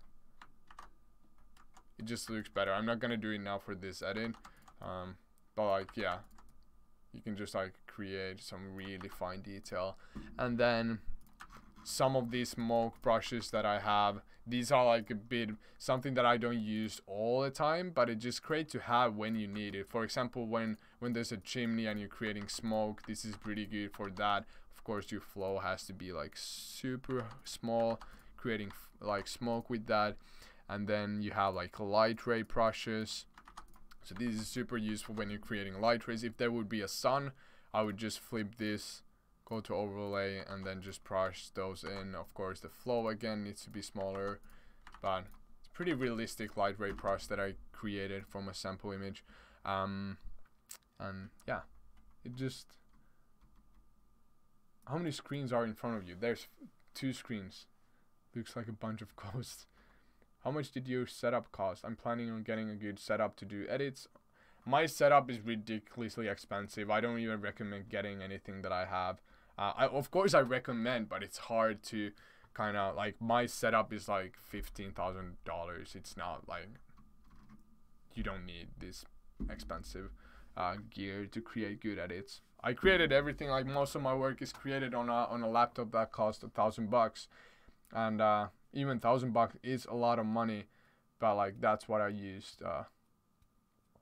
And this is like maybe, yeah, because this PC was like almost 4,000 euros, but it's something that will last me for like the next 6 years. So it's an investment. I do all of my work with it. Then this monitor was 900 euros. It's a super expensive monitor, but if I didn't have this monitor, I couldn't launch my print business currently, because I need this monitor to edit my prints with. So this, I bought this a long time ago, and now I finally need it for the printing. It has a 99% Adobe RGB color coverage, and then the other monitor is like, that's a bit cheaper one. I actually, like, it's funny because I have this super expensive monitor here, but I do not edit on this monitor usually. I usually edit only on this monitor because it's sRGB, and Adobe RGB is too saturated to edit on. Oh, the camel was the focus. Yeah, it is the focus point. Let's see. I'm kind of progressing super slowly with this because I'm talking so much at the same time. That's always with these lives. Like, I enjoy doing this. It just like takes me so long to get anything done. And I have to go pee now. Yeah, there's still 75 people watching me just talk and like do like one editing step like per 10 minutes. I invested 2.4k last year in my laptop. Love it, the color, the speed. Exactly, like it is an investment, not like just wasting. Which camera you use for photos? I wish there would be like a button that I could just send to people every single time when I get the same questions. It's a Canon 5D Mark IV with the 24-70mm lens, and I also have the 14mm lens for that. Yeah, I'm gonna go pee now and then I'll be back shortly. I'm gonna end this live, by the way, like soon, because I'm done with this image. Oh, I almost freaking destroyed my camera.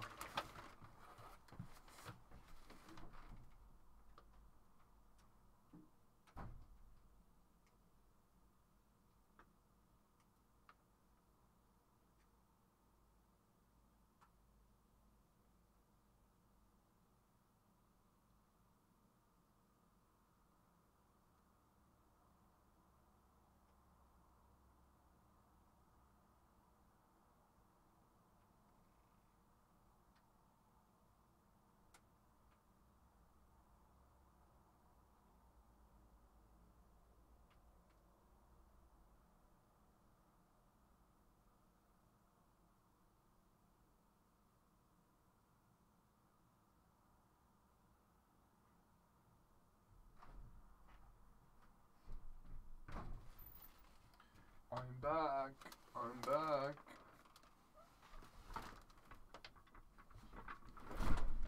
So there's no room. I'm getting so annoyed. Even though I love this office, I almost swear. I freaking hate this. That's the more official way of saying it. I freaking hate sometimes this office because there's no room to like all this gear that I currently have. Like this tripod is always here with the camera. Every single time I try to go out, I almost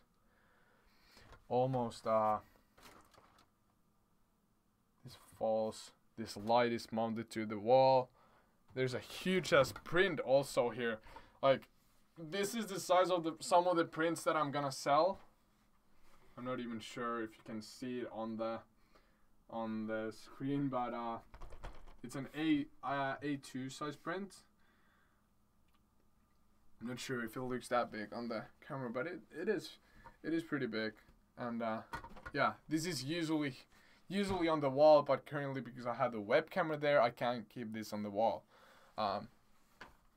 So yeah, there's just a lot of different stuff that I do not like about the office. That's why I'm moving away from Finland to just get my own place. Will you watch Ence's game tonight? Nope. My little brother watched that game yesterday. Like, I'm not sure what game that was, but he kept talking about Ence's game. You could put up your equipment list on your website like other photographers, so you don't have to repeat it every time. Yeah, I have it on my YouTube videos on the description. Are you doing the frames too? No. That frame is from IKEA. It costs like 6 euros.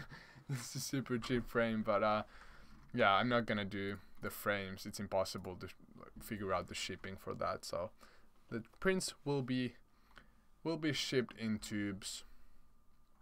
Yeah, okay. I just kept doing unimportant changes to this. I'm just gonna post it like this. Let's see what people think of it. What do you think of it? Like, be honest. Me personally, because I had the experience of going there, I have a different feeling about it myself. But yeah, be honest. Tell me if you think this is bad. Tell me if you think it is good. I don't care that much. If you are honest with me, I can take it.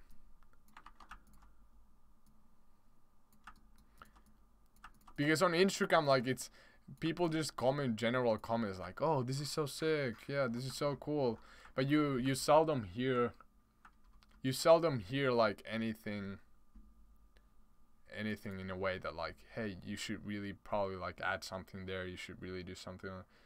Yeah, pretty simple it is. Yeah, super cool. Maybe something in the foreground. Yeah, I want to add something there. That's like, I want to add something there, but I couldn't find a good enough ledge yet. And my idea is adding a tree on top of a ledge here. It has too much empty, yeah, exactly, way too much empty space. That's what I thought too. It's just like, it's too realistic, and it doesn't really, it like clearly misses an object.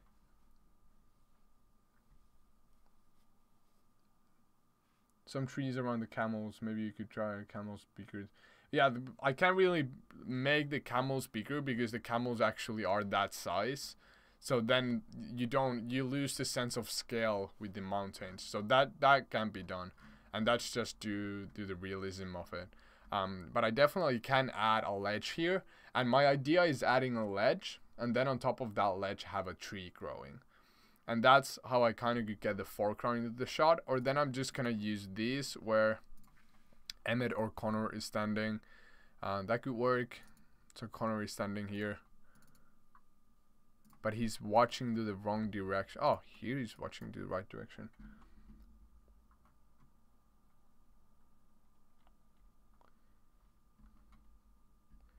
I've used this on one of my edits before this shot, so that's why I like hesitated of using this.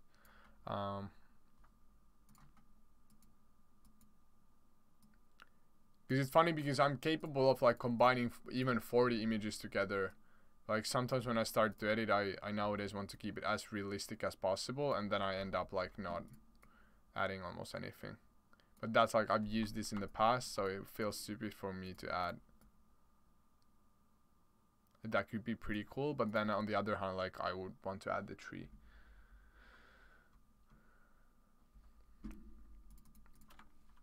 Hi Julius, I want to start doing some editing too. Where should I start?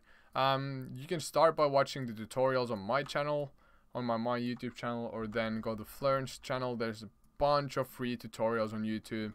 And then if you want to learn my whole workflow at some point, which is not, if you're just beginning now, you don't really need that. So in the future, you can look into the courses where I teach everything about my workflow. But currently, because you're just starting out, just watch YouTube videos. It's a good way to learn.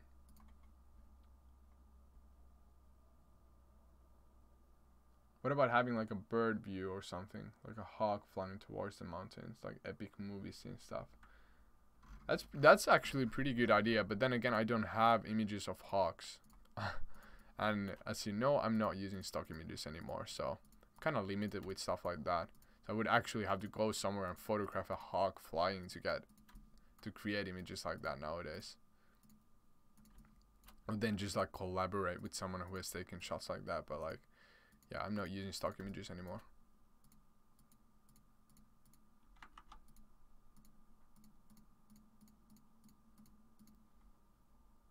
A few sand dunes, a small pond of water, some trees around the camels, and all well.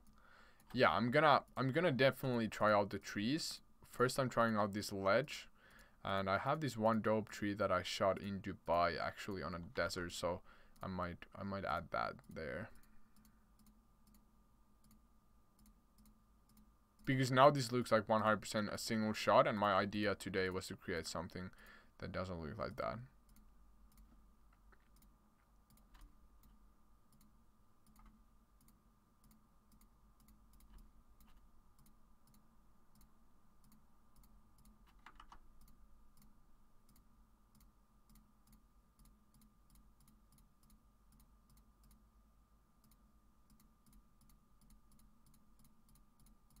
I hate using pen tool, it's so slow. With the drawing tablet, you could be so fast. I could just click around the edges so quickly, but currently I don't know where the pen is and I don't want to start looking for it, so I'm just gonna use the pen tool with my mouse.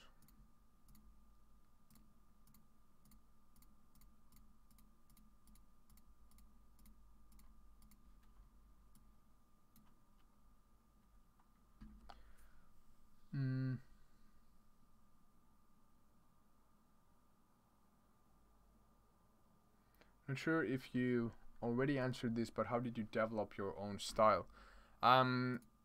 It's a matter of a lot of different things. I found a lot of different paintings that I liked, and then I kind of like, in the beginning I used to kind of copy some of those paintings, and then I created art out of that.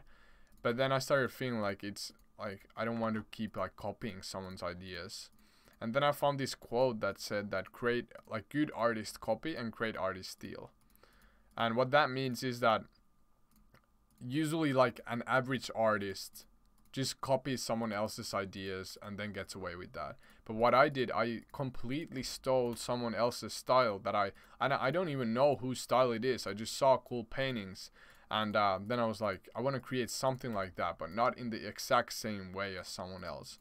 So then I started creating these, like adding different elements to my images that the paintings had, and then slowly I just kept like always I just saw myself always adding similar elements or creating similar kind of lighting. And after I've edited for like thousands and thousands of hours, my Photoshop workflow was always the same. So either way, whatever I create now, it will match my feed on Instagram, because every single time I edit an image, it will be edited with the same techniques. But then idea-wise, I first looked at a lot of paintings, but nowadays I just get the ideas when I travel. So I just use the images. Is this slightly out of focus? No way. The background, oh my god. Okay, well, I'm just gonna use it now because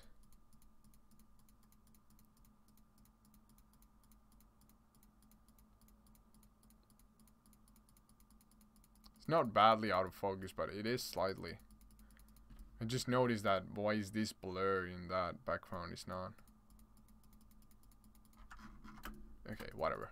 Let's use this and see how it looks. So yeah, after I've like edited for a long long time, then I just like kind of noticed that, okay, this is my style now. It's just like a mixture of like finding paintings that I liked, and then at the same time wanting to do something different at the painting. So you can do one of those blurry foreground things to that depth. Yep. How can I move my view in Photoshop? I just know how to zoom. Hold enter. I mean space. Hold space. Okay, so instead of having Connor here, think about having either a palm tree. Palm tree doesn't fit to this type of scene. That's like, I'm not gonna add a palm tree. But what I could do is take a tree that I've shot in Dubai. So trips and then Dubai. So would you say in order to develop one's own style, one should just keep creating and will... No, that's not what I mean. I mean like, because anything that you're gonna create is created in some shape or form in the past by someone. So you just have to find what it is that you like seeing yourself. So just go to Pinterest, go somewhere and try to find images that you think, okay, this is so cool. And then try first to create that exact thing. If we're speaking solely about Photoshop edits, just try to copy one's idea completely. Don't post it anywhere because you're gonna get shit from that. So just copy someone else's idea 100%, and then start thinking what could you do for the edit to make it look more unique, more different from the original one. And that's kind of how you slowly start to think outside of the box and be like, okay, now I copied someone else's idea, but then at the same time, I'm adding something to it that makes it look different than the original one. That's kind of how I found my own style. And the more you do that, the more you kind of start noticing that you're not copying anyone, you're just creating kind of, because stealing is such a strong word. It's like, it sounds, when you say steal, it sounds like, okay, you're stealing someone else's ideas. That's not what it means. Stealing means that you are taking taking parts of someone else's style and moving them into your own style. So I probably have like 10 different artists that I've copied. So I stole some parts of their edits and moved into my edits. And I don't mean in a way that I take their edits and then take parts from their edits. No, not like that. But some elements, some like, for example, in my work lately, what I've been super inspired by is Benjamin. And I've always been inspired by Benjamin. So what I've done, I've tried to achieve the soft, super soft look, but it doesn't still look anything like Benjamin's shots because it's my own editing style. But the inspiration sometimes comes from those. If I see a super clean edit, I'm like, okay, that's cool. I want to create something similar, but still in a way that people don't like say to me that, hey, you're just copying someone else's style and you're just boring and so on. So there is like a fine line between copying and stealing, and I could make like a whole video about it to explain it better, but it basically just means that you are taking elements from someone else's style and implementing those styles into your own style in a different way. That's the only way how I know how to explain it.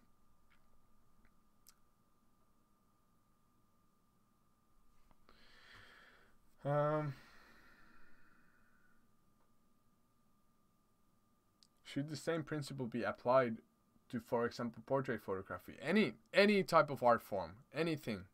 Doesn't matter if it's Photoshop edits, doesn't matter if it's music, doesn't matter. It's always the same. Always cute artist copy, great artist steal. Remember that quote. That's what I live by, and that's how I create my own work. But of course, at some point, you don't even have to like look at images anymore, because you like develop that style slowly, and then you notice that, okay, now I have something that is slightly unique.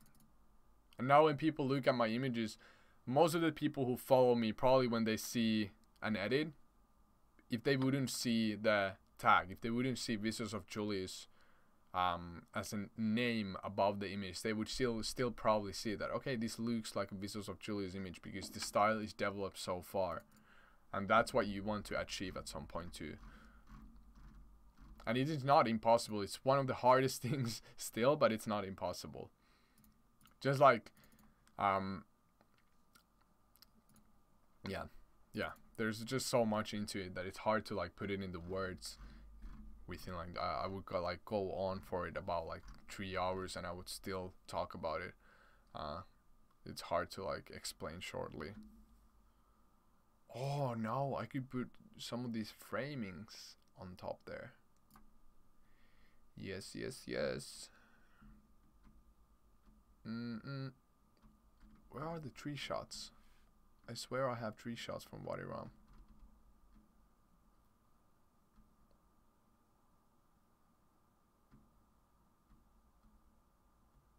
What?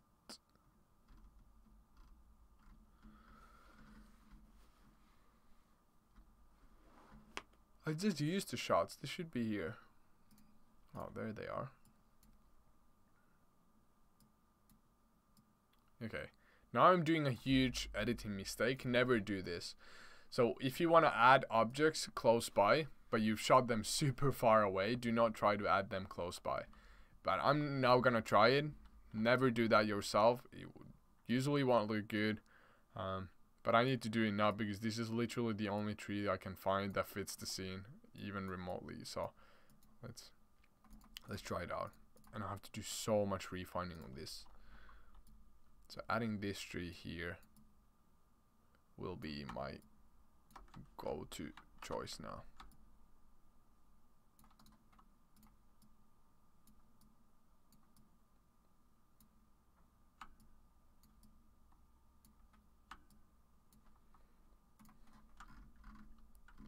I can't do that. Look at the quality. No. Okay, that's disgusting.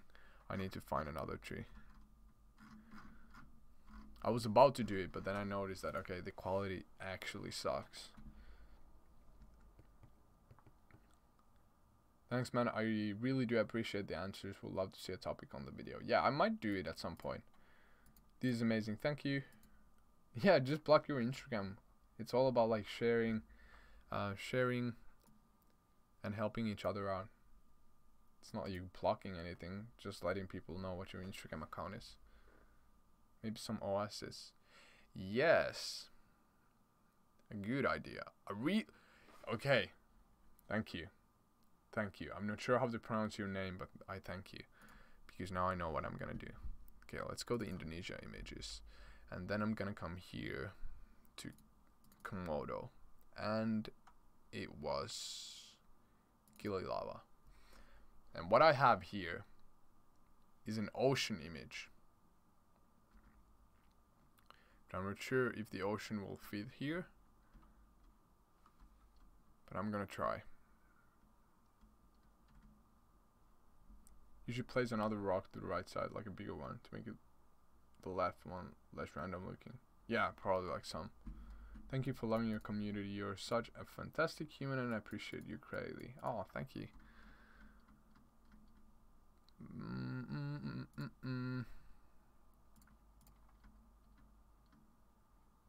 Okay, so I had these beach shots. So my idea is, and this might not work. Let's try.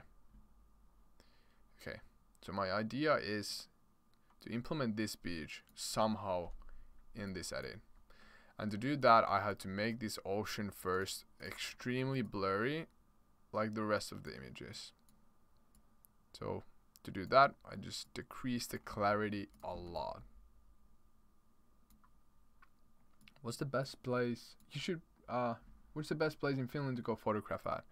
I think it's just Lapland in general. It's just insane there.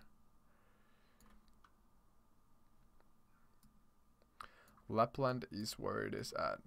Like my Lapland images perform just like I try to create something completely new, and I was so happy to see when people reacted to the images in a way that people did. They were my most successful images I've ever created, and they were all from my home country, so I was so happy to see that. Okay, this is... If something is going to be hard, it's gonna be this. Yes. How in the world? The perspective is again like, sometimes it's just impossible.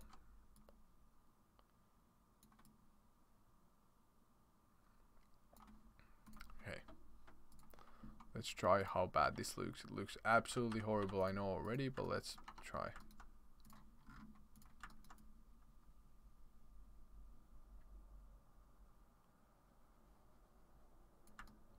If I would take that whole thing away and try, like, I'm not even trying,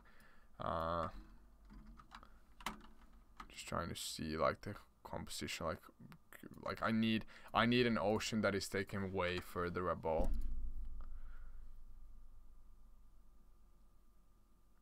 Maybe add some blurry leaves on the foreground. Yeah, well, I just had that idea, but I didn't add them yet. Just so glad to catch you streaming. I wanted to ask about lighting your picture when you add the light source. The subjects in it, you light it, you use brush. Yeah, my custom brushes, that's what I use. That's what I use. Oh, there it is. I found it. That place is incredible. Indonesia. I can't wait to move there. Like, yeah, like if someone didn't know, I'm gonna move to Indonesia within the next month or so. And that is gonna be a huge life change for me, and I'm gonna miss my PC set up here because I had to leave it home. I can't take this to Indonesia, and I will rent a villa from there for 6 months, and I will live in Indonesia. Can I hide in your suitcase? I'm not gonna even take a suitcase. I'm gonna take 2 bags and my camera bag. That's it. 2 duffel bags, and that's what I'm gonna survive with. I'm gonna buy the rest of the things from there.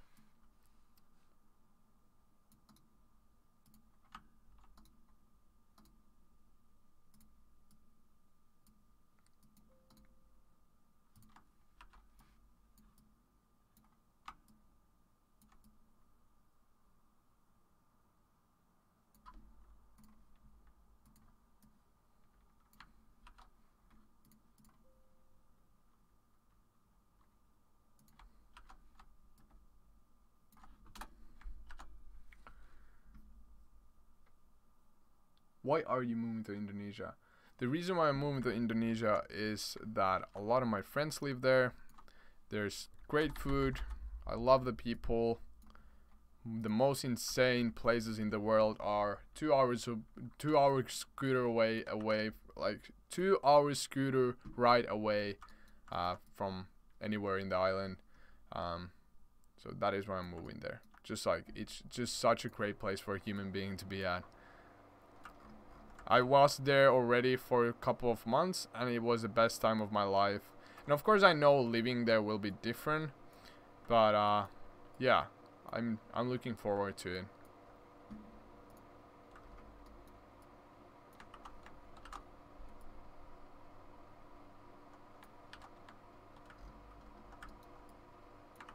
I have no freaking clue what I'm doing. Sometimes editing is like this.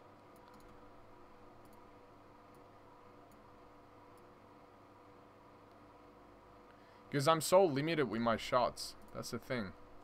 Can't, like, I have to use my own images. I wouldn't have to. I could always, like, use something else too.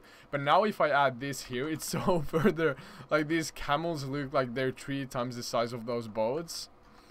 No thanks.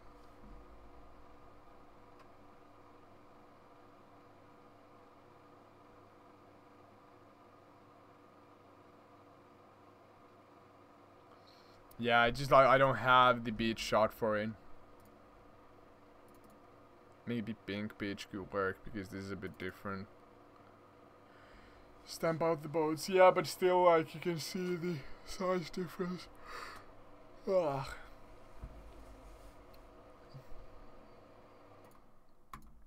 This is the first time in ages that I'm stuck with an edit. No, I'm not even stuck. I'm just like testing out multiple different options.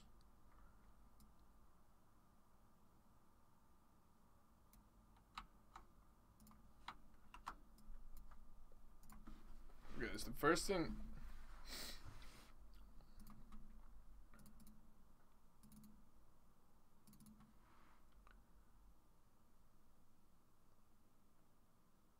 Well, fake the beach with the no, you can't do that.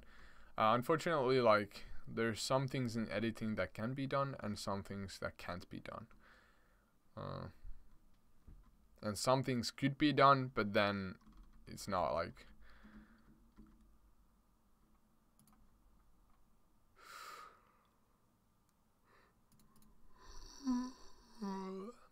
Why I'm so tired suddenly.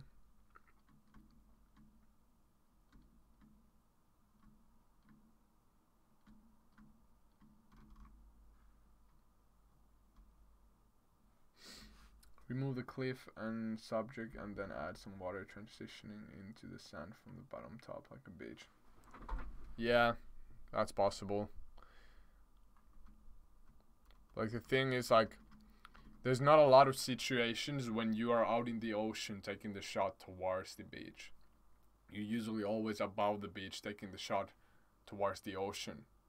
So I would need a drone shot. And I don't have drone shots like that taken in situations. Like I have some of them. For example, here in Norway when I was there. I've been to Norway so many times now. But on this trip, I flew to the ocean. So these are the only ocean images that I have that have been taken towards the beach. And it still looks kind of weird. Because it doesn't make any sense that the beach just suddenly fades away here. Then I would have to turn this whole thing into an ocean. It's all about like just trying to keep the ideas realistic. It doesn't make any sense to do something that is completely impossible. Because it's not my style and I don't like creating stuff like that. Just like the tree idea so much, but I don't have the tree to add there.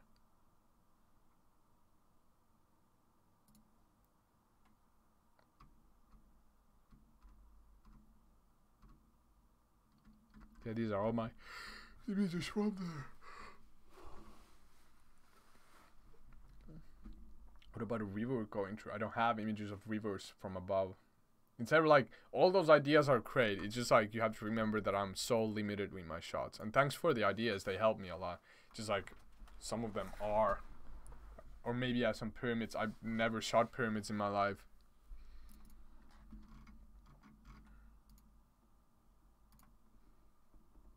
Yeah, this is when you start to notice that when you don't use stock images, you are gonna run into problem with not having full freedom with what you want to create. And that is something that I struggle with sometimes when I edit because I'm so limited. Which is great, it challenges me so much more than just being able to go to Unsplash and get whatever I want from there. One of the biggest problems is that I've been shooting way too much during sunsets and nights. And I don't have enough images that would have been taken during the right time. So look at this shot. This is a sick shot. Just like I can't use that tree because of the quality is absolutely horrible.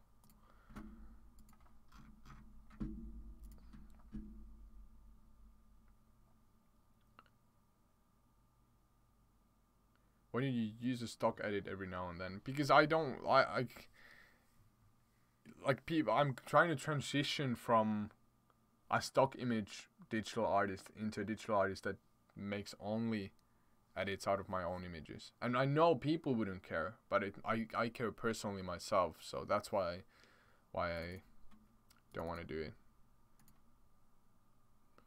I mean, I could add the pillar things again to make like a second Lost City edit. That's an idea. Yep. That's easy to do. I have so many cool images from Petra, I can just use this. And then I'm gonna add like a frame from here.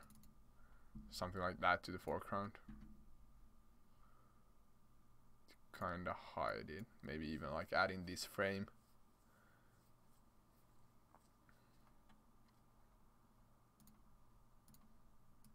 These shots are actually pretty good. I like these a lot. I could post these even as a single shot. Don't have shipwreck images. Never shot shipwrecks either, unfortunately. Okay, that looks stupid if I flip it. that could work. If I hate this new update.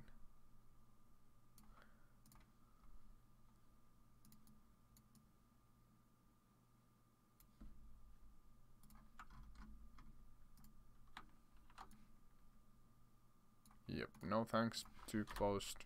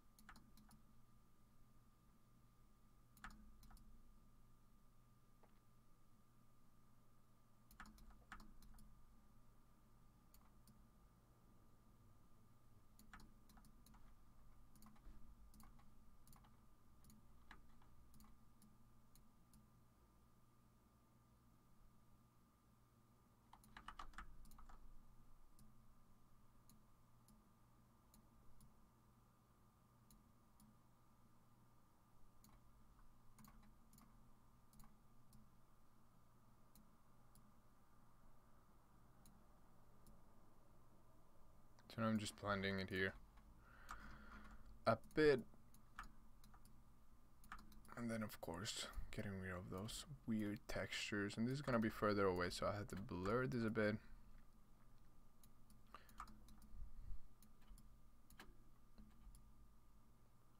I don't mean Benjamin Hartman, I mean Benjamin. B-A-J-A-A-min. No, that pronunciation or whatever spelling was horrible. I hate spelling in English. B-E-J-A-M-I-N.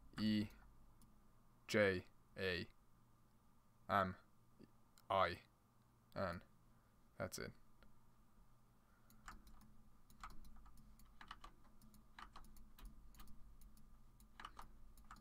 But Benjamin Hartman is incredible too, just like such a different style from mine.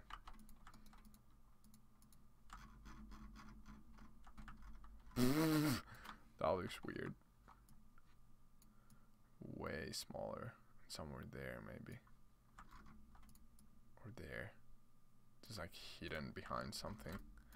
Because that looked so dumb.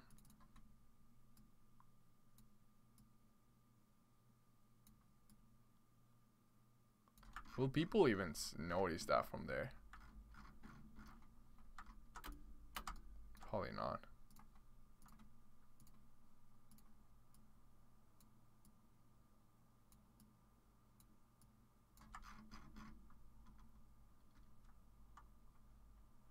I have to add it somewhere else if I actually want to. That side is probably better. But then I have to change the perspective.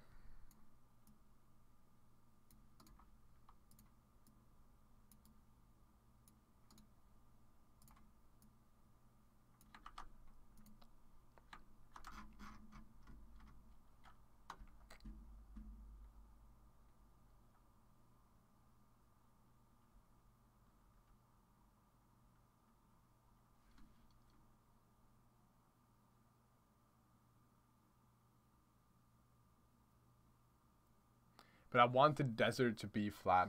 That's the whole point of Wadi Rum.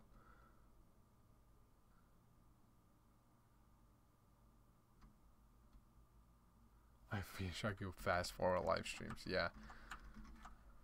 I understand why you feel like that currently. I mean, there's still 68 people spending their time watching me trying to figure out what I'm doing. So I guess it's entertaining for some people. But I would not have the interest to watch someone for this long.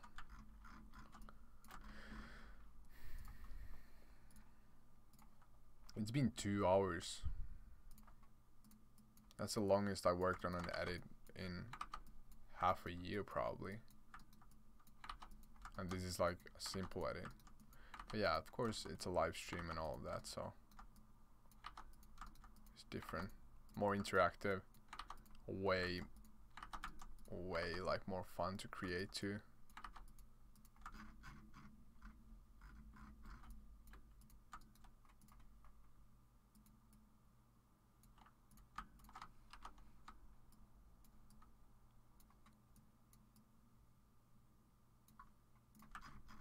Okay, that is now there, and I'm gonna do a lot of changes to it still at some point, but that's now the base, like Lost City effect to it. Even like blurring this now will make it kind of blend better there. That's it. That's like the first and okay idea for this, because kind of give something for it.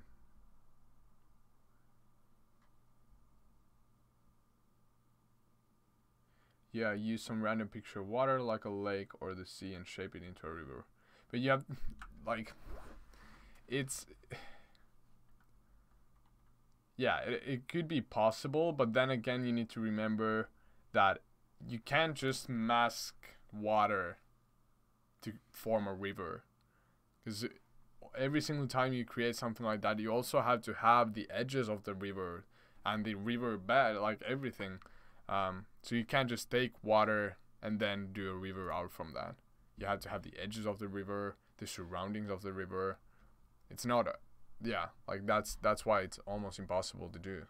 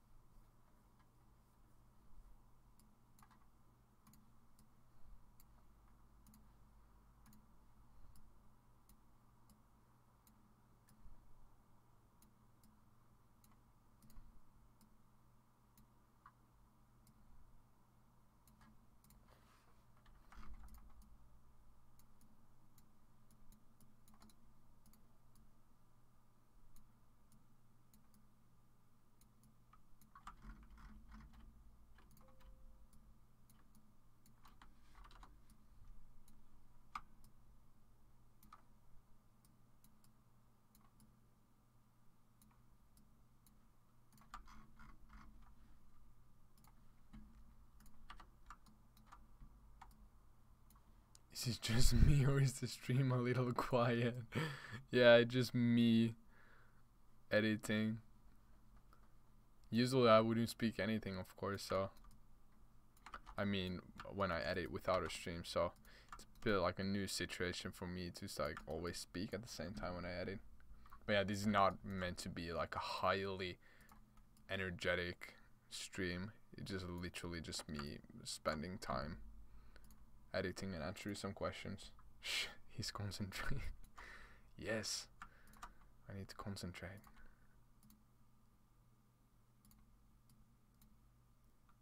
I hate quick selection tool. It's so bad, but I still use it. Literally the worst selection tool in Photoshop. Okay, I'm gonna use that. Whatever.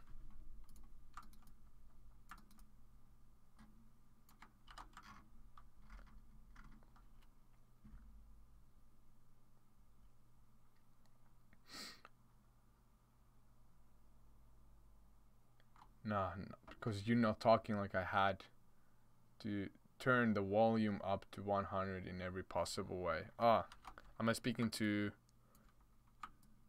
Is the volume too low in my speak?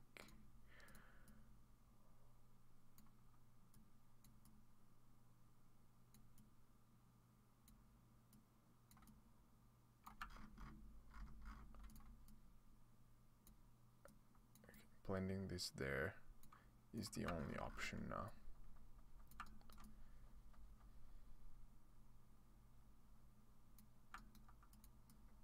And now you will see a technique that I use a lot of times.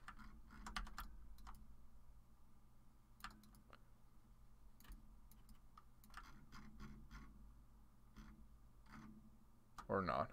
I hate that. I hate how that looks. Are you gonna upload? Yes, I am. Use color select or just subject select mainly. Quick selection is fine. Yeah, it is. It is. It is.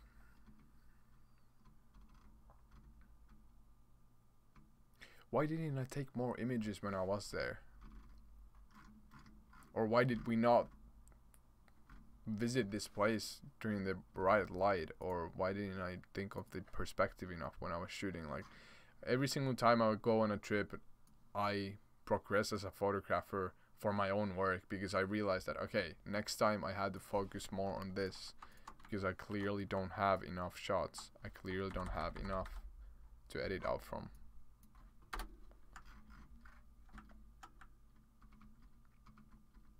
And I want to make this scale way smaller. I want like corner to be so small there. But then it doesn't make any sense because it looks so. What about this, guys? That's it. Done.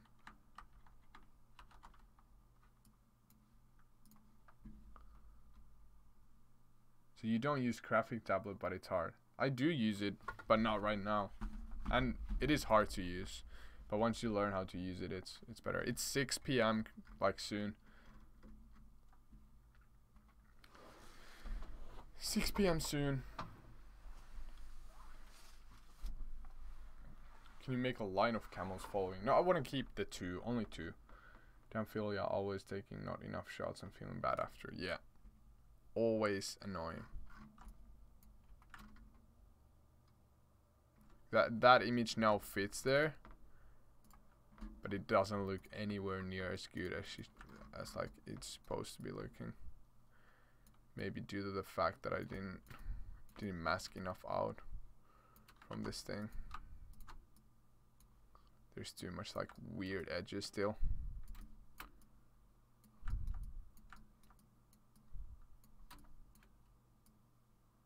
But yeah, sometimes editing is like that, or like this, that is currently for me.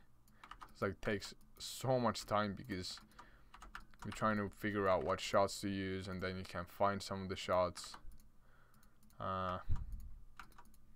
Like hasn't been like this for a long time for me, but now for some annoying reason it is.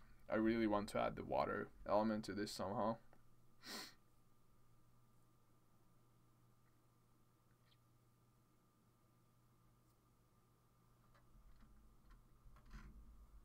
Yeah, I am going to upload it to Instagram. Actually, I'm like ending this stream soon so I can focus on finishing it.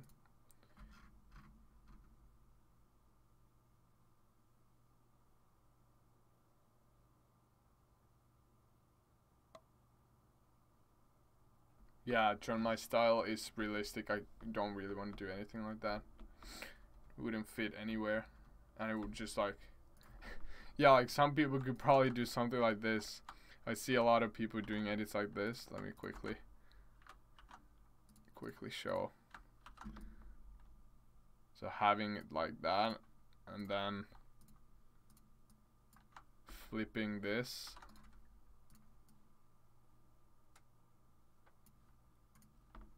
And have it like super weird. Like something like that. And then they mask it out from the middle. Like have it like that. Hey, I have a water reflection here now. Sick. And then duplicate that there. And put it to the standing here. Whoa. Sick.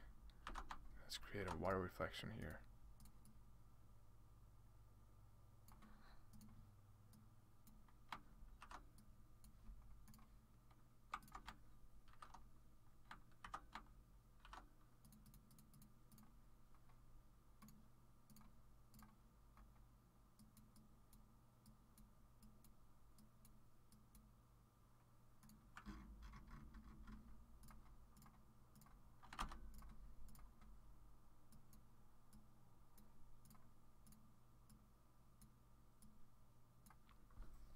Pretty sick.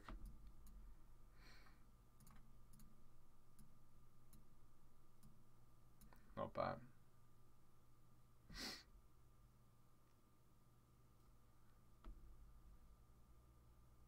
Not bad.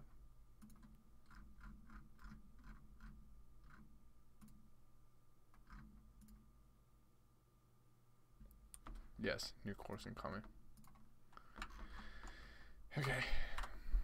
Focus, focus, focus. What do you want to do with it?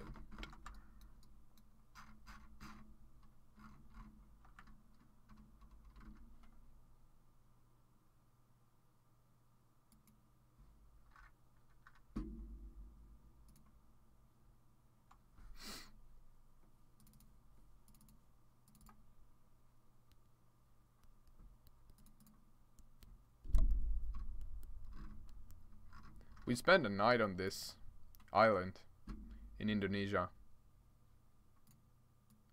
We were sleeping there. Let me actually show where we were sleeping. It's kind of funny.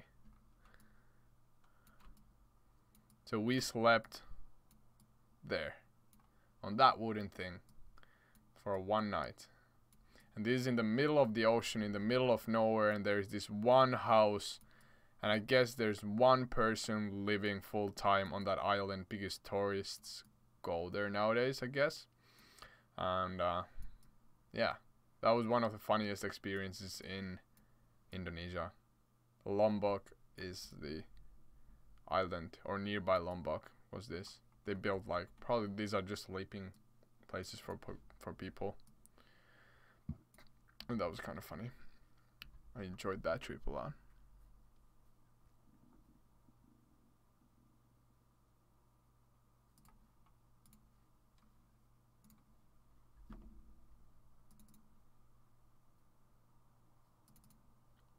And this was also pretty crazy. The bat island thing. It was suddenly like millions of bats in the sky. Oh, Padar, now I remember. Padar, I could have some shots from here that I can use for the beach idea. Or not, or yes, or not, I don't know. I'm lost.